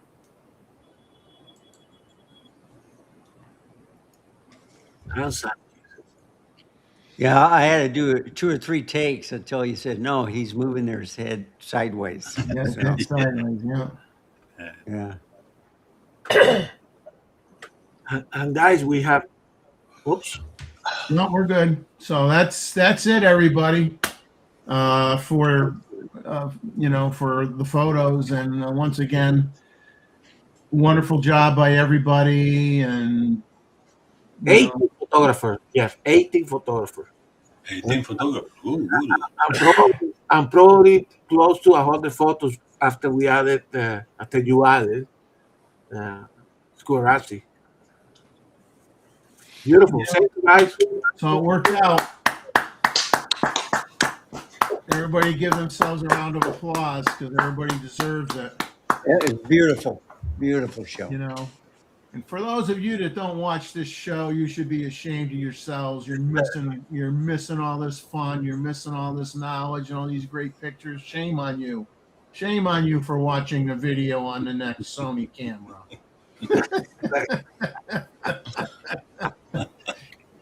Stop watching gear channels and come and watch the real deal where people actually use their gear instead of talking about it. Yep. Right? So, And the firmware, guys, the new firmware for the Z9, it is working. Oh, It is. Believe me, I know. it's I good. know because the keepers, I mean the proper focus photographs I have this time, on the number of the photographs I make, it is unbelievable. It is unbelievable. The first time I mentioned when I put it on, and I thought I'll try some photographs outside here, and I thought, oh, looks better. And I asked a couple of guys in, I think it was on Steve Perry's blog. I said, no, sorry, on Nikonians. Do I imagine it, or it is better focus? And they told me, no, it is a better focus. Yeah. And actually, I use it here, and it is good. Grabs onto smaller subjects easier and quicker. It's not perfect. And nothing's All right, it's not perfect, but nothing is perfect anyway. Nothing is perfect. Not even me. certainly better Come than on, really? You're going to admit No, that? no, I would argue with that, Terry. Yeah. You know, I know myself, all right? I'm Terry. That's not what I hear. Certainly much easier than when I was taking the photos in 1996. Yeah. I I love can it. imagine that. Well, you know, in Okay. the old days, you used to have to pre-focus on an area and hope that your subject crossed that path and then took the picture. Because you couldn't manually focus anything quick enough to get it. You had to say, I'm going to stop the lens down. I'm going to have depth of field from so many feet to so many feet. You're going to have to pick your spot, and you're going to have to say, okay, when it walks into that, it's walking on the shore. When it walks into that spot, take the picture. You know, I mean, that's how you had to do it. Yeah. That's how you had to do it. Gustavo, before I get into rumors, because I don't know that I'm going to do all of them, because we're going to be, obviously we're running a little bit later anyway. Do you want to just show your slide with the upcoming stuff? I will do. And then I'll go back and do a few rumors. What your photographs, Gustavo, shows that at least back then we have how call it, the National Geographic, but we don't have it anymore. Yes, That's exactly. the difference. All right. Upcoming. So this is what we have in the pipeline, guys. Here. So our next meeting is number 15. We have a special presentation on travel photography. It's Madeira, Portugal by Anita Stewart. That presentation is ready. It's beautiful. It's wonderful. So don't miss that 2 Saturdays from now. Then we'll have our upcoming image review. So start sending some photos to Jeff. The sooner the better. Then we have on the general meeting number 16, which will be in June 20th. We will have a special presentation on astrophotography, on the astrophotography series, line painting by Robert Rosado. And that is scheduled now that Robert has a little bit more time. He started to put this, right? So that will be on Saturday, June the 20th. So we have our lineup already covered all the way to June. Then we'll have the interview in July, the 4th of July. And we got 2 things in the making here. We have a to be determined presentation for July the 18th. So Terry, if you want that spot, let us know, right? And Luis will present his travel photography and nature photography from his trip to Sri Lanka that will be on the Wednesday after July the 18th. So that will be on that special Wednesday afternoon, which is we want to do the occasional show for our European friends, right? So that's what we have in the pipelines. Here are a couple of the promo from the upcoming show. This is the presentation from Anita. Please do watch that one. We know the quality of photos that Anita can produce, and she has a great eye for capturing scenes when she travels. So for sure we will have that in 2 weeks. And then on the Sri Lanka presentation from Luis, we know how good Luis is on his nature photography. So this is a fishing owl, right? They're from Sri Lanka. But he's going to make it more like a nature and travel photography. Right? So that's what we have. Probably the pipeline. Terry, I already put you there. So he just teasing us with the photos, and again, I can't read. yeah, exactly. So no pressure, Terry, no pressure. so that's what we have on the upcoming, and we can go back. Look,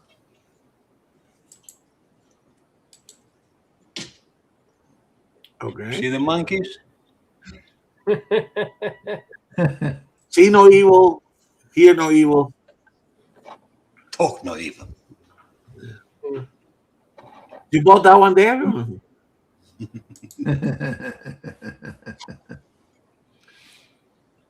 Okay. We'll do a little bit of rumor stuff here, and then we'll call it a night. And I want your opinion on something when you go through the rumors. Okay. The so Nikon rumors talked about a compact rumors of a compact full frame camera based on the ZR with no viewfinder, but an optional hot shoe mounted EVF for 2026.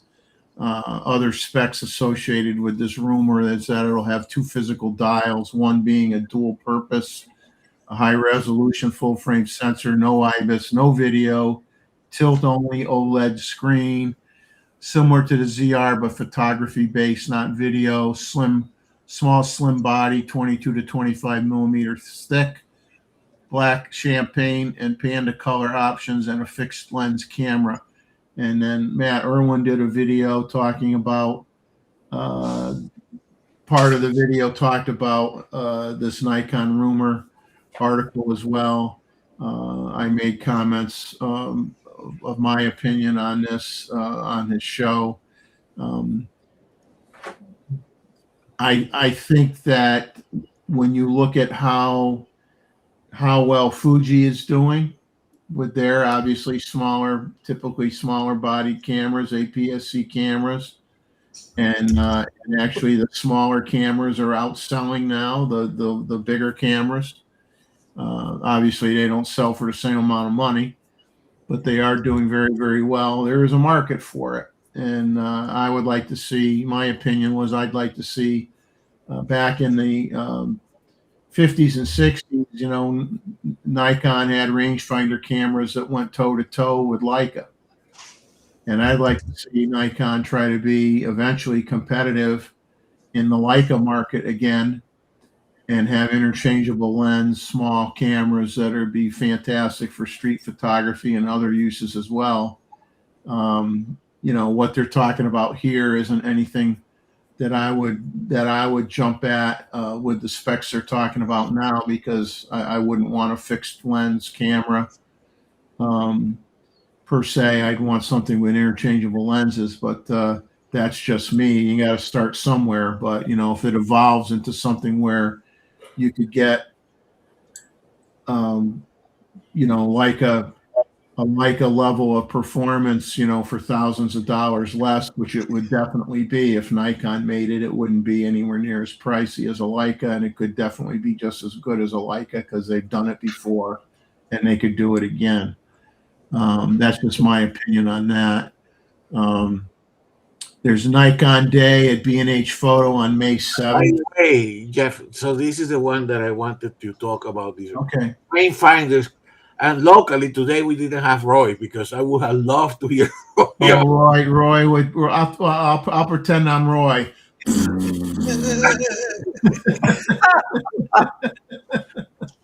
But indeed, I think Matt made that comment, and I agree with Tim. I mean, no video, maybe it's a photo center camera, but I guarantee you will have video. Right? Yeah, I don't see it having nothing. Exactly. Even if it's only 4K 60, I don't think it'll have nothing. The question for you, Jeff, do you think this rangefinder style camera is the one that got registered rather than the C9 II? No, that was the Z9 man. Z9 III or Z9 2. So we got to get into like the Z9 2.5.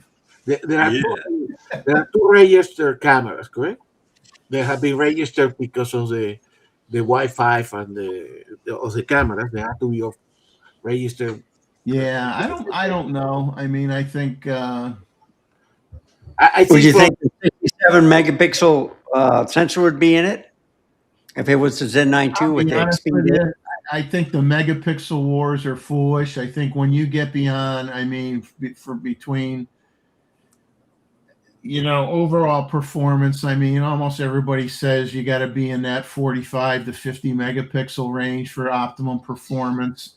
Anything beyond that to me is way overkill unless you're going to get a medium. To me, if you want more megapixels at that point, get a medium format camera. I agree a little bit with you, but not all. But anyway, the talking about this camera, correct? It's I don't know how much I agree with you, Jeff, on that portion. Without interchangeable lens, I think for us will be limited. With interchangeable lens, maybe a third camera, one that you can wear. But I think from the business point of view, this is a good camera for Nikon to have. Oh, it'll sell. I'm not saying it isn't going to help their bottom line. It'll definitely help their bottom line. It may not be something that I'm going to jump at, but I'm only one of like how many millions of people that buy cameras, so it doesn't really matter what I think on that. But I mean, I think you got to start somewhere, and the fact that people are running out and buying, and Tim can vouch for this because he was looking at them is to go out and buying used. Old, used, small, fixed lens cameras, film cameras. Kids are out there buying them. They're buying them up and they're paying more money than these cameras cost when they came out. They're paying a lot more money than what these cameras cost when they came out. So there is a market there, and why not exploit it and take advantage of it? I mean, I think they'd make gobs of cash, as they say. I think they would really, if they do it right, they can make a lot of money doing that. For sure. I think it's a good idea to do it. And Tim, and this was a rumor too, right here. If you want medium format, medium format. I don't know why it's not showing up. It showed up a little bit. There he goes. Yeah.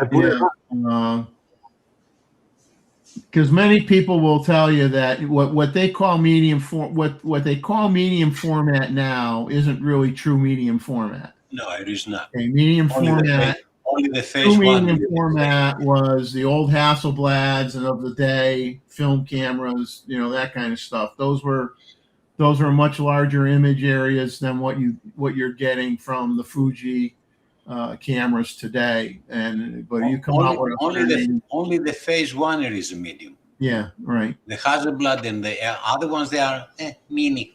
They're mini medium format. Mini. Yeah. So the question for David: how do you call your Canon camera format? The Jaimongous? I don't know, because you actually sit inside it to focus.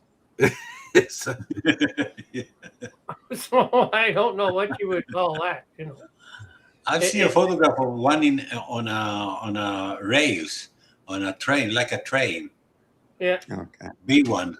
People going inside and focus it.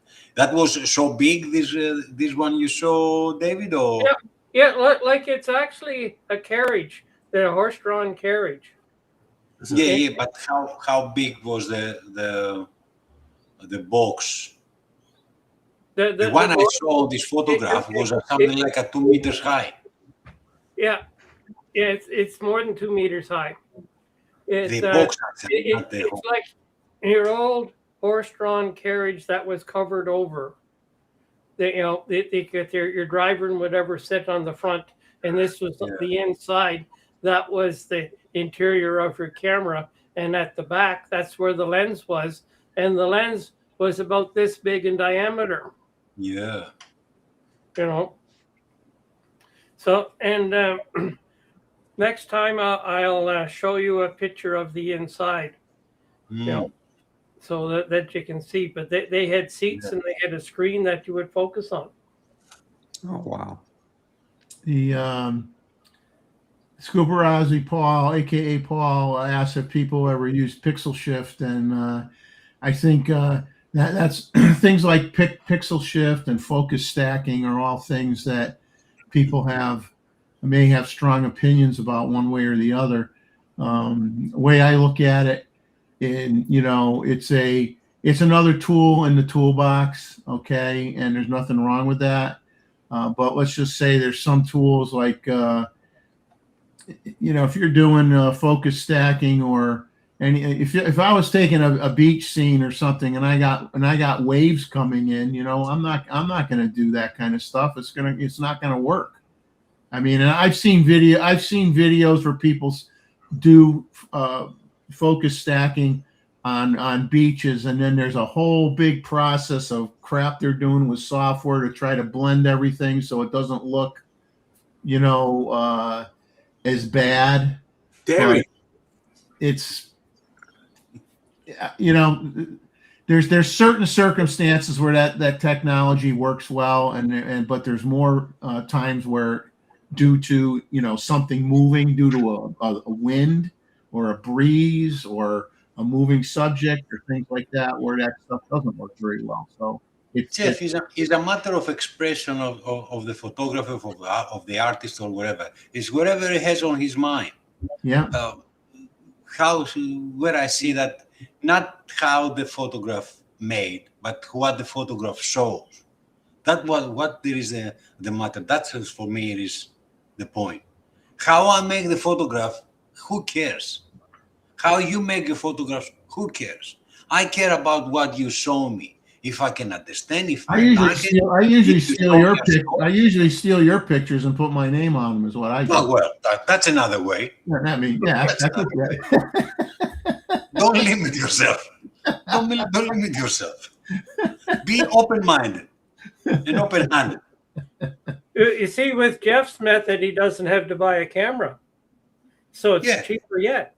That's a cheaper solution too. Yeah. or travel to Africa. Why travel to Africa? Just wait another week or two and get Terry's pictures. Yeah, that's right. Terry's going to send me a whole bunch of them, I think. Yeah. Let's see. What else have we got? I started to say Nikon Day at B&H Photos, May 7th. They're going to be if you live in the New York area, the Nikon reps are going to be there from Nikon USA. They're going to answer questions, talk about some of the newer lenses. I'm sure, the 70-200, version 2, and the ZR camera, of course, and if they come out with any more firmware updates on that camera, there'll be more talk to have. Question after. Go ahead. Because as I said, I have a lot of photographs. And the circumstances there didn't allow me to have a lot, or at least the number of species I was expecting. It is many species, but not what I was expecting.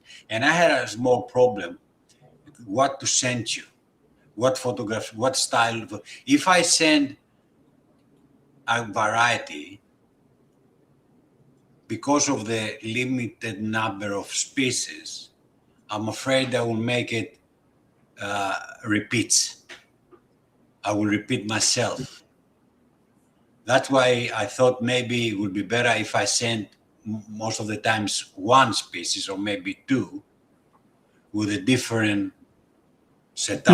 Doing different things or whatever. Yeah, That's yeah. fine. Instead of 6-7 images from 6-7 different species, that will Yeah. not be a problem, isn't it? No, do it however you want, whatever you want to do. You could say, this ones I sent in this week, I'm focusing on Yeah, all lions. these species. Yeah, You know, yeah. this one I'm focusing on hyenas or We had crocodiles. a crazy case. We had giraffes, and in one time we meet 24 giraffes together. Wow. The guide said that's the first time. He have never seen something like that. 24 giraffes, all of them together, and were traveling somewhere. They were going somewhere, I don't know where. But that was crazy. They were all going to Toys R Us. Yeah, probably.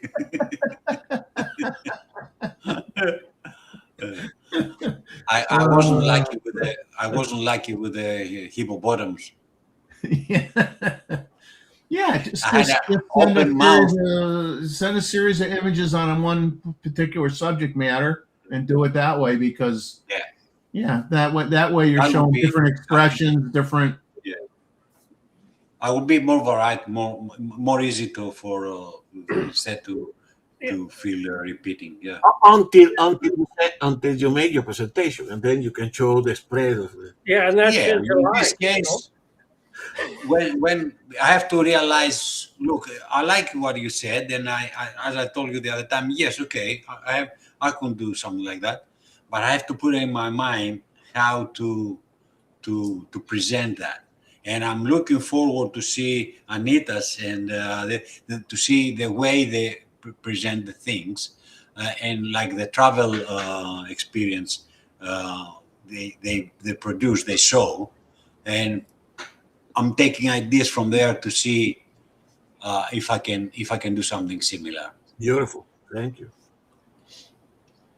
No, you're gonna shock us. You always do. You always shock us. Here is an interesting one. Nikon Hong Kong is going to charge an administration fee on all gray market camera repairs up to $640 US on top of the repair costs. So obviously they're making a move against gray market products. I thought at one time that they would not even service a gray market product, period. And that's why people who sold gray market products used to have separate warranties that you could buy for the gray market products, because knowing that Nikon or Canon on this blog, I post about it that here in Australia, the Nikon said we do that. We don't support the gray to support our retailers, and I think it is respectable that. Because if I go to the shop, check all the thing, okay, all right, I decide to take this camera, and then go to gray market and buy it from the internet or wherever, that's not fair for anybody. But Terry, let's say somebody moved from the US and moved to Australia and take his camera. I think they should service it in Australia, right? Because it was a gray market when you bought it. It's just that you're living in a different place. Well, in this case, I agree with you. If I have buy it from Australia and buy it from Australia, and I am in the United States at the moment, or in England or wherever, I think they have to accept that. But I don't know if they can do it. Yeah. If they can really. So I bought some cameras directly from Japan, like the Nikon one, and I don't know. I don't know if it's gray market, whatever, but They still work. They're great. They're only 1-inch sensors. No, no. but- Look, Yeah. by gray product, they don't mean it is fake. It is products made for a different country. And Randall, Gray, Yeah. gray product like is you said. my photograph for a camera for Australia, which sell to United States, or Yeah. camera for Hong Kong sell to Australia. But they are normal 100% Nikon, and they're not only Yeah. Nikon. That's what I reported there. Yeah. I faced that and I read that when I had the Canon. The Canon was saying exactly the same thing. We don't support gray products. Randall, in your case, And then it is on individual to choose.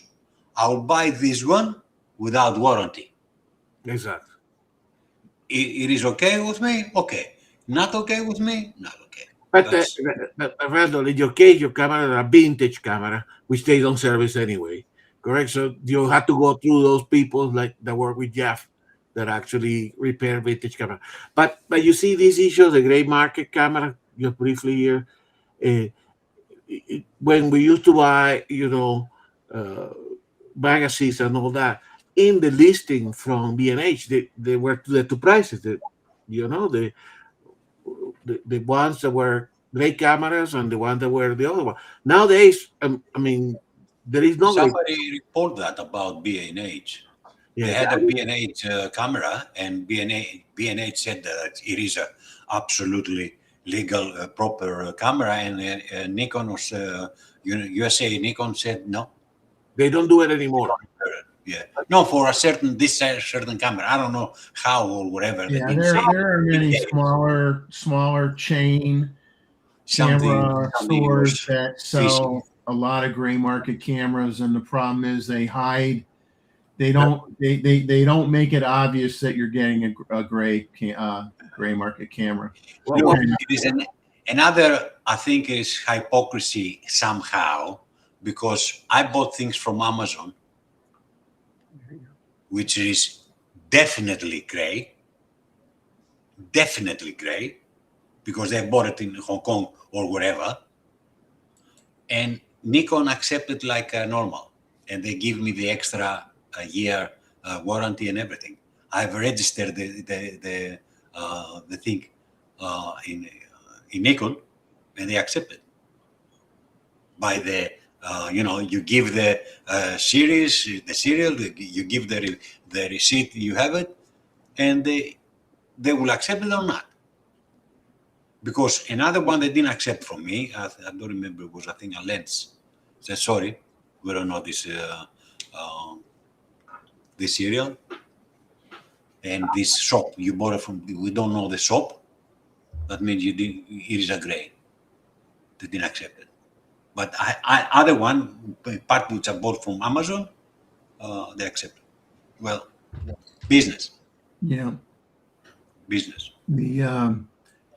On the last show, I think we talked a little bit about that Kickstarter program with that I'm back roll digital back sensor, whatever. But they say that's raised over $830,000 on Kickstarter.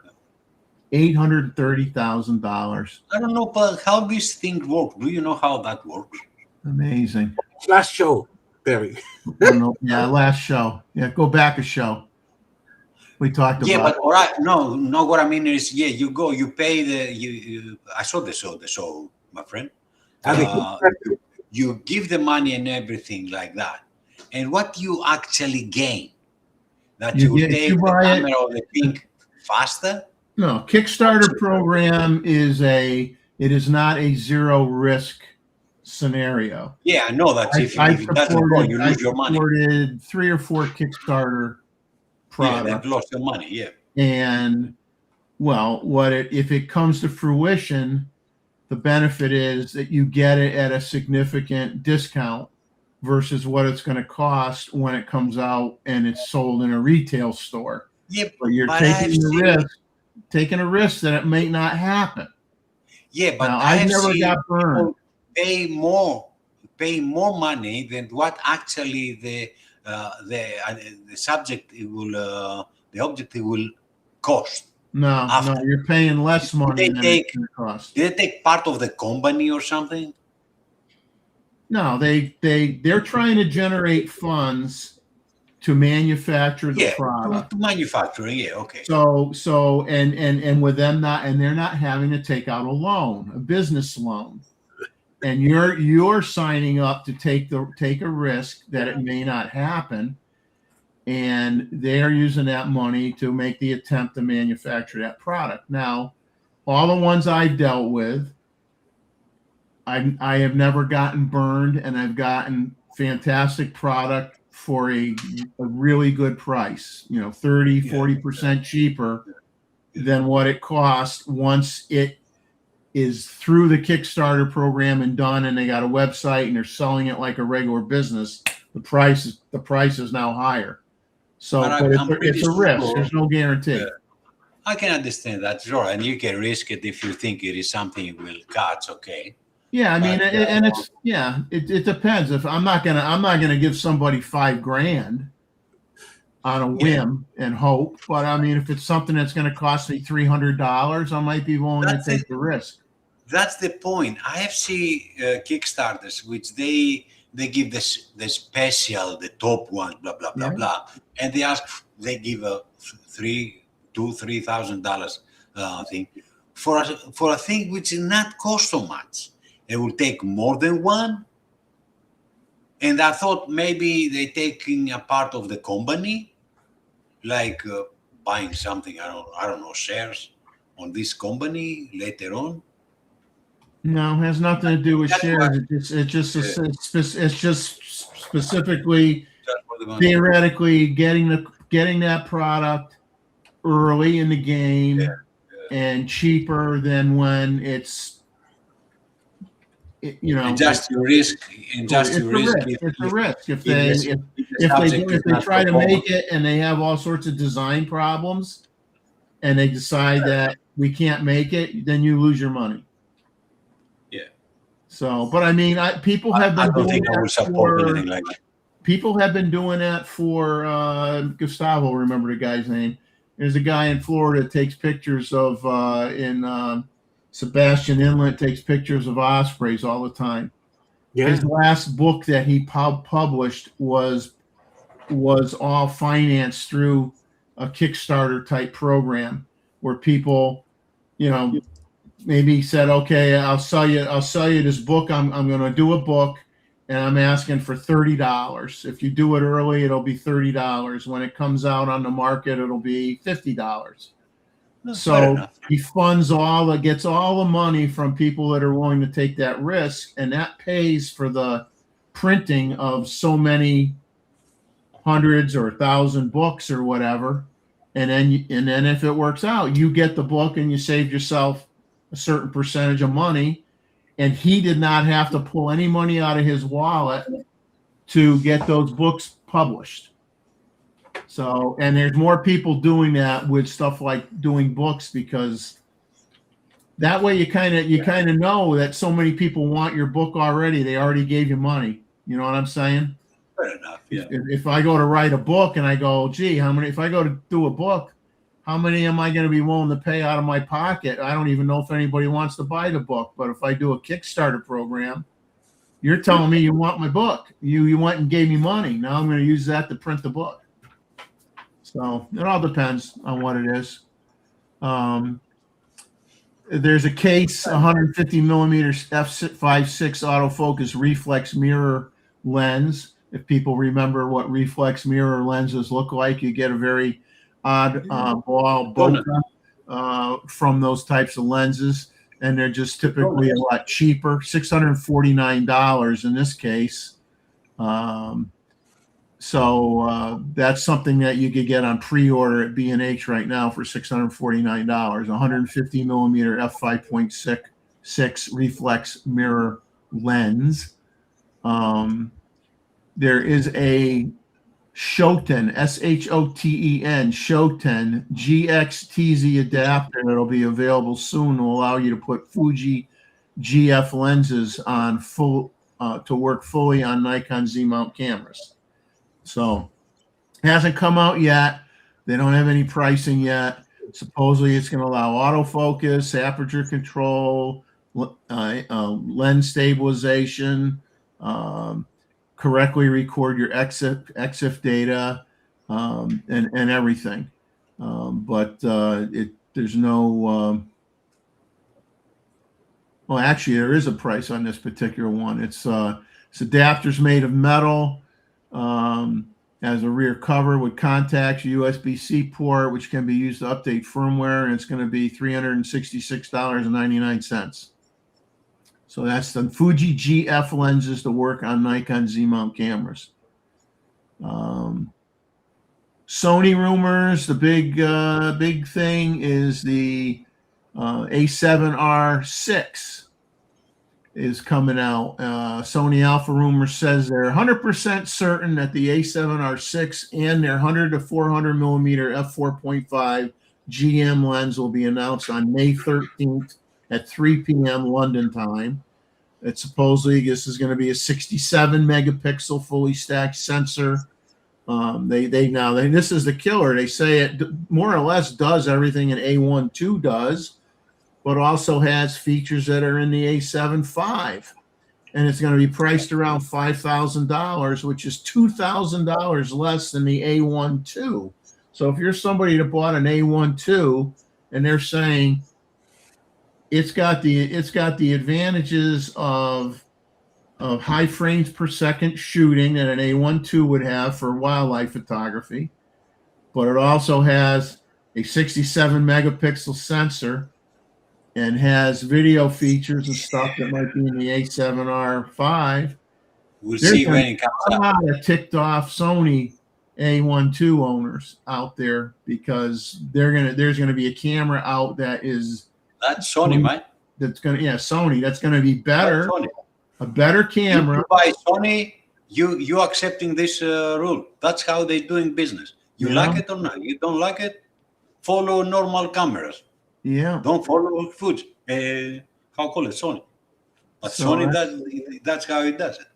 But still, I would prefer to wait to see actually what this camera can do, and not what they say it will do. Because the Canon have come up and said, "Oh, we make it 20 frames. We make 30." Yeah, but you make 30 for half a second. Nobody say that. Yeah, you don't know. They don't tell you what the buffer. They don't tell you how big the buffer is. They don't tell you how many shots you could take. That's exactly what I mean. Yeah, they said it is 67 megapixels. That means the file is much bigger. How much faster could be their camera generally to really accommodate these files? Well, it'll be interesting. I had an unlimited buffer with a H star. I use H star now, and I have no any problem. And I have a unlimited buffer, but normal 4 seconds at the maximum, 82 shots with the best card I have. And I bought this card when I bought the camera from Pro Gear. I can't remember the one Nikon suggested. Black. No, it was the other brand. Prograde? Prograde, yeah. Prograde, yeah. Yeah. Prograde, the 325, and that was the fastest I have. But I have tried other ways too, and that was the maximum. But with the H star, unlimited. That means they have to find some strong, compression. Well, they could handle it if they changed the bus and the camera to fully support the CFE B40 card. In this case, it would be too expensive, Jeff. Would be, if they sell it cheaper, I don't think it will work. I don't think we'll have the so big bus and with the price of the memory now, I don't think they will have a big enough buffer inside. to do it. Yeah, well, we'll have And, to see. Like you From said, the other hand, rumors right now. 67 megapixels in 36 millimeters sensor. That's my problem. That's my problem. How tight it is, the photodiodes, how good they will be, what will be the dynamic range. They don't say that. They say, oh, 67 will be very fast and blah, blah, blah, blah. Wait to see the camera and then we can discuss it. Yeah, yeah. But That's why I don't like rumors. well, I mean, I still would be ticked off though with a $2,000 price difference between an A12 and that. You know, You said it will be $2,000 cheaper. that's what they're saying. They're Yeah. saying $5,000, and they're saying an A12 is $7,000. Doesn't sound too good to be true. Who knows? Because sounds like they're not selling a lot of A12s. Well, it's just, hey, I mean, be realistic. They're not selling a lot of Z9s now either. Okay. Yeah, Everybody, so many. most people that wanted a Z9 already own a Z9. I was really, really surprised of how many Z8 they sell after yeah. they have said after they sell so many Z9. You know, And I have seen many, many times people they don't not only they don't deserve, they don't know what they have. They bought a camera just to buy a camera, and it was happened to be the Z9. And they would have done the job with the Z5 or something, what they wanted to do. And they have the Z9. That means people they sell this camera a lot. And good for Nikon. It is the best camera outside now anyway. When they came out with the Z9, 4 years after, is still the best camera in the market. People didn't 4 like, years after. you know, people didn't like the price of the Z9 when it came out, but people were also hungry for what that camera was capable of doing, and they had to decide. Do I want to wait 2 more years to get maybe something that's cheaper? So I bought it. I own both. I got the Z9, I got the Z8. Which one do I use 99% of the time is my Z9. I got the Z8 too, but I got it as a backup camera. I got it as a camera when I want to have 2 lenses on me and I don't want to change lenses. Yeah. So that's what I got it for. But in terms of what is my workhorse camera, for me, it's the Z9. I don't have a problem shooting with the Z8. I did it with a 6.3 in Botswana, and I was very, very happy. Yeah, but if the Z9 and the Z8, because of you, Gustavo, your suggestion was really, really good. The 400, I took finally the 400 with me, with the 2x, and I use it like 800, Exactly. and it is perfect. Perfect. For me, it is perfect. I don't know. Maybe somebody said, he's not this and he's not that. I don't know. The autofocus was so beautiful, and the quality, the image quality. That's what I care most of all. The quality of the image is perfect. Yeah, I have seen the 600 or the 400. Yeah, okay. But the one is American, $16,000-$17,000. Exactly. And the other one is 35. I don't know how much. Well, we can't compare these things, isn't it? yeah. Don't be stupid. I use it, and I really, really, really, really like it. And I thought, good. Remember to thank Gustavo. Because I had some doubts, I thought, and actually, I didn't take out the 180, 600 from the Z9.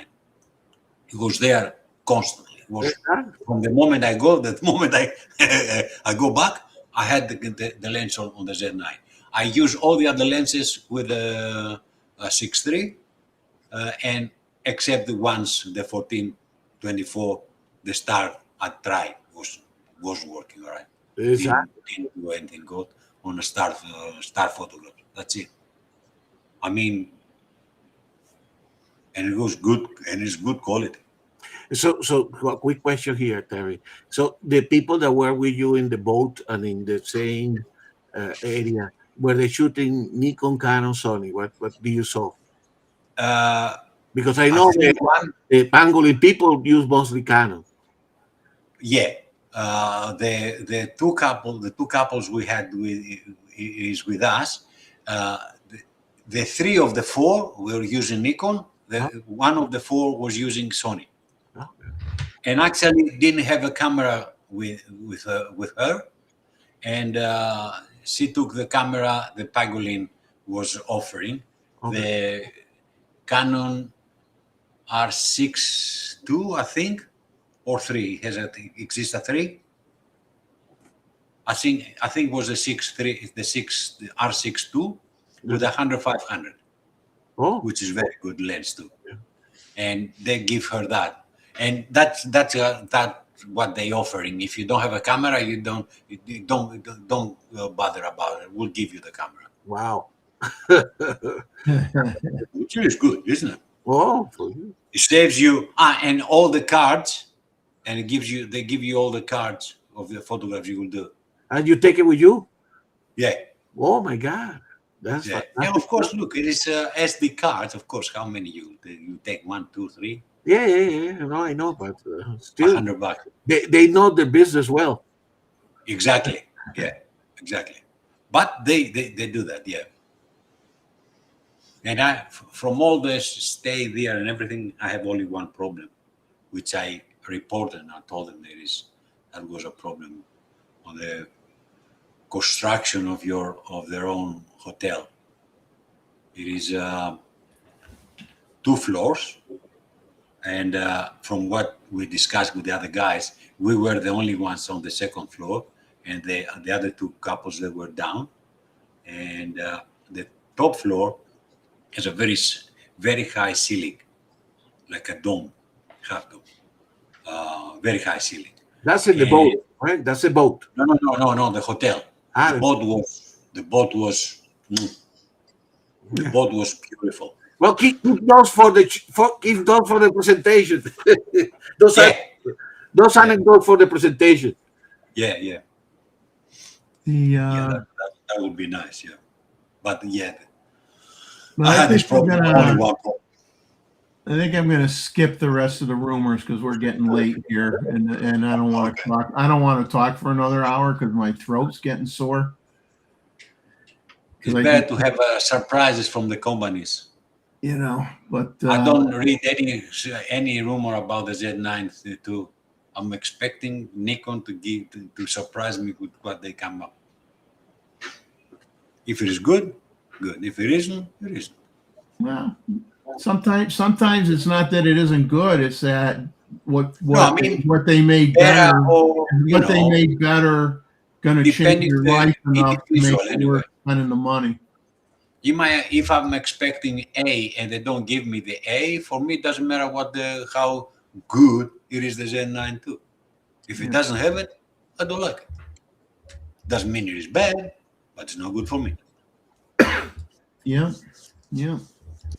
Like I said, I made a comment. I could ride off in the sunset with what I have now, I could do everything I want with what I have right now. Yeah. So and if I got a Z9 II, the only way I could get a Z9 II is I would trade in my Z8. I have to trade my Z9. So.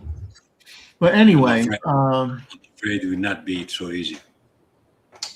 But let's call it a night. I think once again, thanks to everybody. I'll call it a day.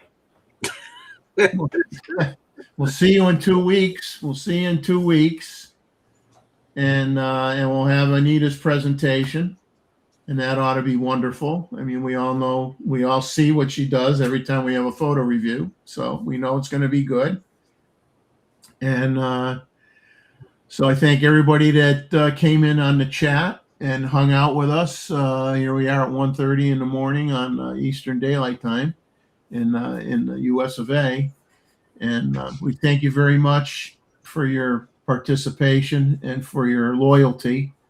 And Thank you for your effort. and remind all these other people what they miss not seeing what everybody's sharing here, because I'll tell you, I don't know. I guess I don't pay enough in advertising dollars. Yeah, that's one thing too. You know. But you know, I could get silly right now. With the explicit images you show, you don't have a luck.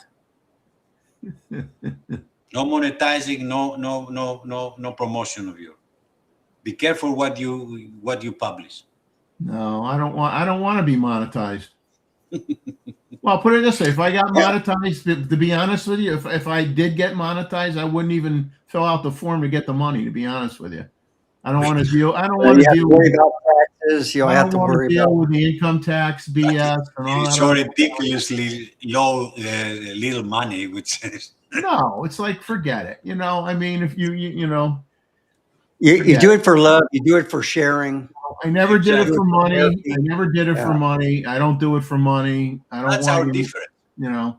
You were telling about the difference between the other channels and us. That's our difference.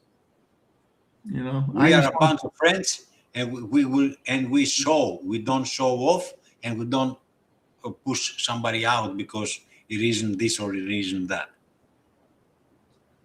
I just want to share. It's difficult for the people to look. We make a chat huge. All right, this is how many hours now? It's 3 hours. Well, many people they don't. We're 4.5 hours almost. We're 4.5 hours right now. We still got 15 people. It is. You have fun. You don't have a time when you have fun. No, you know, it's about learning. It's about but many people that enjoy photography, and it's about sharing and learning and having a good time. Yeah. It's not about anything else. You know, we don't sit here. We can compete only with blogs, and the blogs they have the advantage that they can talk and they can hear. I mean, read and write whenever somebody wants. It doesn't have the time limit or the whatever. Here we have some limits, and people that don't really like to see a program 4.5 hours. They will see something 10 to 15, 20 minutes, and the next one. 10 minutes, the next one. Hey, this channel should be watched just to be a sleeping aid. I don't think so. If you have trouble sleeping, watch our 4+ hour live stream. Your eyes are getting heavy. You will fall asleep. not with the image quality we produce, man. With all these photographs, it is only few you can say, it's okay. It's all right. It's one. You know, the huge majority of the photographs you from the people you have attracted, and they're giving us to show, they're good. They're good photographs. Well, nobody go to sleep. If you come here, you'll stay awake. You stay awake. Like that. To show the turtle eyes. I'll show that turtle eye. Zoom in on that turtle eye, and people will. Well, that'll scare everybody away, probably. But hey, everybody, 2 weeks. See you in 2 weeks. Have a good one. Thank you, everybody. Thanks for your effort. We talk again. Have a good Mother's Day. Yes. Happy Mother's Day to everybody. That'll be next Sunday. And then don't forget, be here in 2 weeks. Okay, you're gonna have another great show with a great presentation from another great photographer, and we got a lot of great photographers, and nobody knows our name, and that's how we like it. Exactly. Exactly. See you guys. See you guys. Bye.